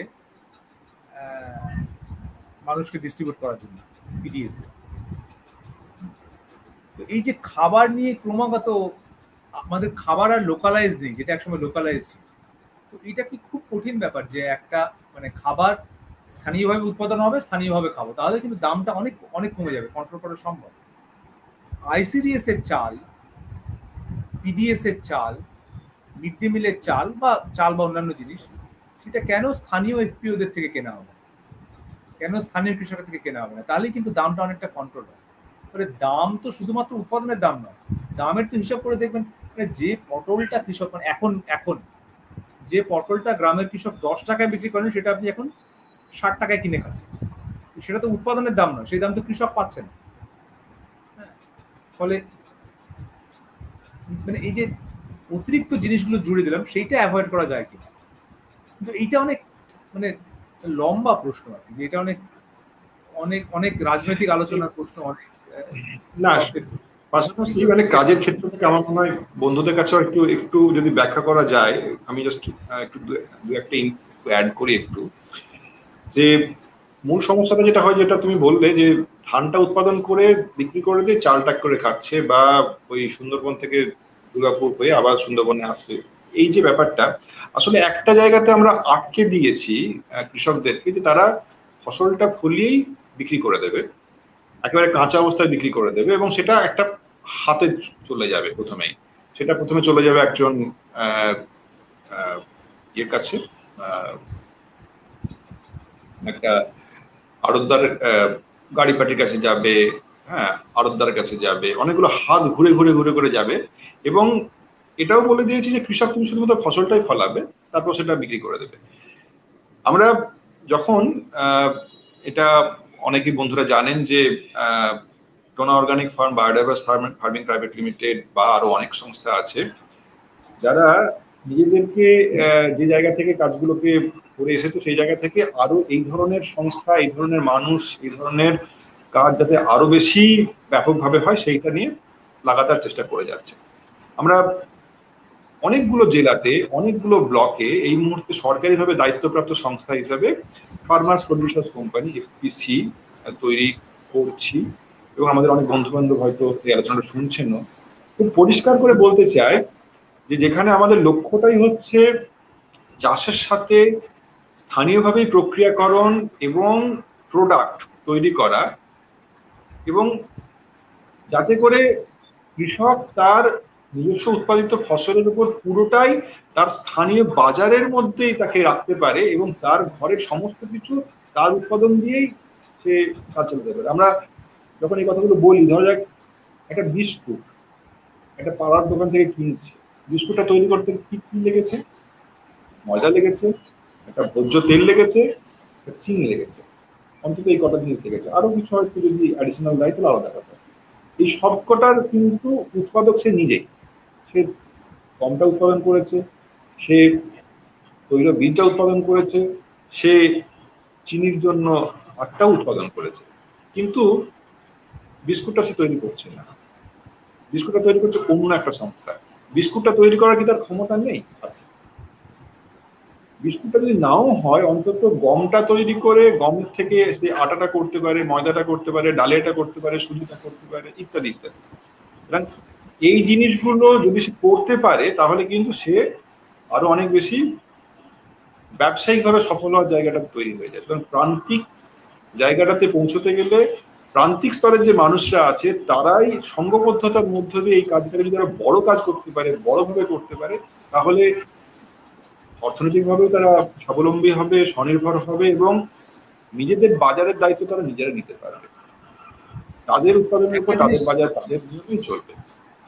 একটা জিনিস আমি ছোট্ট অ্যাড করতে চাই এখানে, মানে এটা আমার নিজের করা কাজ নানা জায়গাতে। সেটা হচ্ছে একটা জিনিস একটু ভেবে দেখবেন যে কৃষক এখন শুধু বাজারে র প্রোডাক্টের সাপ্লায়ার, তার বেশি কিছু নয়। এবারে আমরা ভ্যালু এডিশন বলে যে শব্দটা ব্যবহার করি সবসময় কথায় কথায়, এই যে একটা র প্রোডাক্টের উপরে কিছু একটা তার বদল হচ্ছে, মানে সেটা ধানের খোসা ছাড়িয়ে চাল হচ্ছে হয়তো, সামান্য বদল। এই বদলটাও কিন্তু হচ্ছে গ্রামের বাইরে। এবার সেই বদলটা হওয়ার ফলে মানে ধানের থেকে চালের দাম কিন্তু বেশি, কারণ ওই কাজটা করলাম বলে এই ভ্যালুটা বাড়লো, ভ্যালু অ্যাডিশন হলো, ভ্যালু অ্যাড হলো। Value addition is starting beyond the village. তার মানে কৃষক কখনোই এই ভ্যালু অ্যাডিশনটার অংশীদার না। তো একটা বড় কাজ এই যে প্রান্তিক মানুষের বদলের, জীবনযাত্রা বদলের একটা বড় কাজ হচ্ছে এই ভ্যালু চেন অপারেশন, ভ্যালু অ্যাডিশনের অপারেশনকে গ্রামে টেনে নামিয়ে আনা যায়। একদম এটা করা যায় তাহলেই কিন্তু যে খাবারের যে যে আসল যে দামটা, সেই দামটা কিন্তু কৃষকরাও তার ভাগটা পাবে। সেটা একটা। ২ নম্বর জিনিস হচ্ছে একটা ছোট জিনিস একটু ভেবে দেখুন, যখনই একটা প্রোডাক্ট র প্রোডাক্টটা আপনার গ্রামের বাইরে বেরিয়ে যাচ্ছে, তার মানে সেই গ্রামের বাইরের থেকে, সেই গ্রামের থেকে নিউট্রিয়েন্টটা বাইরে বেরিয়ে গেল।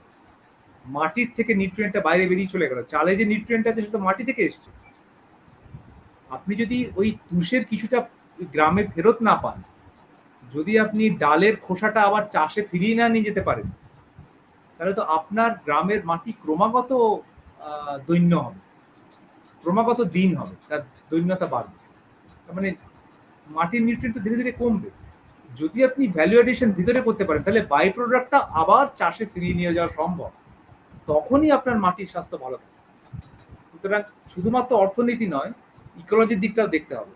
ফলে এই ভ্যালু চেন অপারেশনগুলো যত সম্ভব মাটি যদি টেনে আনেন, দাম কমবে, কৃষক বেশি দাম পাবে, মাটির স্বাস্থ্য ভালো থাকবে, এবং আমরা একটা স্থানীয় অর্থনীতি গড়ে তুলতে পারবো। বেশ, ঠিক আছে, আলোচনাটা 1.5 ঘন্টা মতো হলো। একটা আবদার আছে দেখছি, এটাকে একটু সামনে রাখি, তুমি পড়ে নাও। বাবা, এটা তো খুব ভালো, এই গান গাইতে পারবো না এখন। সেটা সেটা আমি অন্য সময় গিয়ে শুনি আর সেটা তো না, আসলে মানে এটা খুব স্বাভাবিক চাহিদাই হয়তো আর কি, যেহেতু তোমাকে ওই অনেকটা মোড়কে তো দেখা যায়, তাই, এবং এটা বন্ধুরা সবাই জানে, খোলা গলায় এক কলি হয়ে যাক, দু কলি হয়ে যাক না। গান কি করে গাইবে না, হ্যাঁ, মানে সেটা, এটা মানে এটা তোমার আরেকটা দিকও হয়তো অনেকের কাছে আমি কিন্তু কোনোদিনই গান গাওয়া শিখিনি এবং গায়কও নেই। আমি ছোটবেলা থেকে শান্তিনিকেতনে পড়েছি বলে লোকে ওখানে সবাই গান গাইতে পারে, আমি সেরকম গাইতে পারি। আমি জাস্ট 2 লাইন গাইছি একটা গান, যেটার সঙ্গে হয়তো এই যা আলোচনা হলো সেটা জড়িয়ে, সেদিনও গাইছিলাম ওই গানটাই মাথায় রেখে। সেটা হচ্ছে রবীন্দ্রসঙ্গীত একটা, কোন পুরাতন প্রাণের টানে ছুটেছে মন মাটির পানে, কোন পুরাতন প্রাণের টানে চোখ ডুবে যায় নবীন ঘাসে, ভাবনা ভাসে পূব আকাশে, মল্লার গান প্লাবন জাগায় মনের মধ্যে শ্রাবণ গানে, গানে কোন পুরাতন প্রাণের টানে ছুটেছে মন মাটির পানে, কোন পুরাতন প্রাণের টানে। বাস এইটুকু। না, সেটা অবশ্যই, এটা একটা আবদার এলো বলে আমি ওটাকে স্ক্রিনে রাখতেই হলো, মাফ করো। কিন্তু হ্যাঁ, মানে যদি মানে গানের ঠিক আসর হয়, তাহলে অংশুমানকে অবশ্যই অন্য মেজাজে পাওয়া যায়, সেটা অন্য বিষয়। তো তোমার বাহ বাহ, সুতরাং স্ক্রিনে উনি জানিয়েও দিয়েছেন। আচ্ছা, বাহ বাহ, থ্যাংক ইউ। বাহ, ঠিক আছে, বেশ, আশা করি। একটা কথা বলা হয়নি যে, মানে আমি যখন এই স্ক্রিনটা দেখে যাচ্ছি, যে সব সময় অন্তত 20 জন মানুষ এই অনুষ্ঠানটা দেখছেন। হ্যাঁ, এটা একটা ভালো বিষয়, লাইভ দেখছেন, এবং আশা করা যায় যেটা বারবার ঘটে, যে সৌরভ ঘোষ সেও বলেছে বেশ বেশ। সুতরাং তোমার গান, দুকলি গান কিন্তু মজিয়ে দিয়েছে, পুরো আলোচনাটাই মজিয়ে দিয়েছে। হ্যাঁ, তো এটা চলতেই থাকবে। ও বাবা, দেখো গো, আরো আসছে, দারুণ গান শুনলাম। বক্তব্যের থেকে গানটা বেশি প্রশংসা না, তা নয়, বক্তব্যের ধার এবং ভার অনেক বেশি, সেটা মানুষকে ভাবাবে, এবং এইটা যেহেতু রেকর্ডিং হিসেবে থেকে যাচ্ছে, তো এটা বারবার আমরা শুনবো, বারবার আমরা ফিরে ফিরে যাব, এবং ছোট ছোট পরিসরেও আলোচনাগুলোকে সামনে আনবো। কারণ এই ধরনের আলোচনা যত হবে, এবং আমাদের বিশ্বাস এই আলোচনাগুলো, এই কথাগুলো যত বেশি ছড়াবে, যত বেশি মানুষ থেকে মানুষের মধ্যে যাবে, তত আমরা সব ভাববো। হ্যাঁ, মানে এটা ওই ভাবাটা প্র্যাকটিস করার যে কথাটা বলা হয়েছে, তো ভাবতে তো হবেই আমাদের, না ভেবে আর যাবো কোথায়। তো আরো কতগুলো মন্তব্য এসে গেছে যে খুব ভালো লাগলো আলোচনা। মল্লিকা দাস সুতার বলেছেন, শিলিয়াদত্ত আবার বলেছেন অসাধারণ বক্তব্য, ভালো লেগেছে। এবং আশা করি যারা যারা দেখছেন তারা প্রত্যেকে একবারকে স্বীকার করবেন যে এটা একটা খুব জরুরি বিষয়, জরুরি আলোচনা। সেই আলোচনার মধ্যে আমরা 1.5 ঘন্টা কাটালাম। তো বন্ধুরা, সবাইকে অনেক অনেক ধন্যবাদ একসঙ্গে আমাদের সাথে থাকার জন্য। এবং এই ফুড ফর থটস, এটা আমরা 9th সেশন আজকে শেষ করতে চলেছি। এরপর আমরা 10ম সেশনের দিকে যাব, আরো আস্তে আস্তে এগিয়ে যাবো। চেষ্টা করবো প্রতি মাসেই এই ধরনের আলোচনার পরিষদটাকে তৈরি রাখা, এক একটা প্রাসঙ্গিক বিষয়ের উপর ঘোরাফেরা করা, এবং সেগুলো যত বেশি আমরা সমমনস্ক মানুষদের কাছে নিয়ে যেতে পারবো, তত একটা কমপ্লিট অ্যাওয়ারনেসের জায়গা তৈরি হবে। এবং সেগুলোর উপরে এই গাঁথার পর্যায়টা চলতে থাকুক। সবাইকে ধন্যবাদ। অংশুমান, তোমাকে অসংখ্য ধন্যবাদ। তুমি তোমার সময়ের সময় বের করে আমাদের সঙ্গে আলোচনায় থাকলে। আবার আগামী মাসে ঠিক এইরকমই একটা সন্ধ্যায়, সাধারণভাবে প্রতি মাসের দ্বিতীয় বুধ বা বৃহস্পতিবারে আলোচনাটা আমরা করে থাকি। আবার দেখা হবে। ততক্ষণ শুভরাত্রি, সবাই ভালো। নমস্কার, শুভরাত্রি।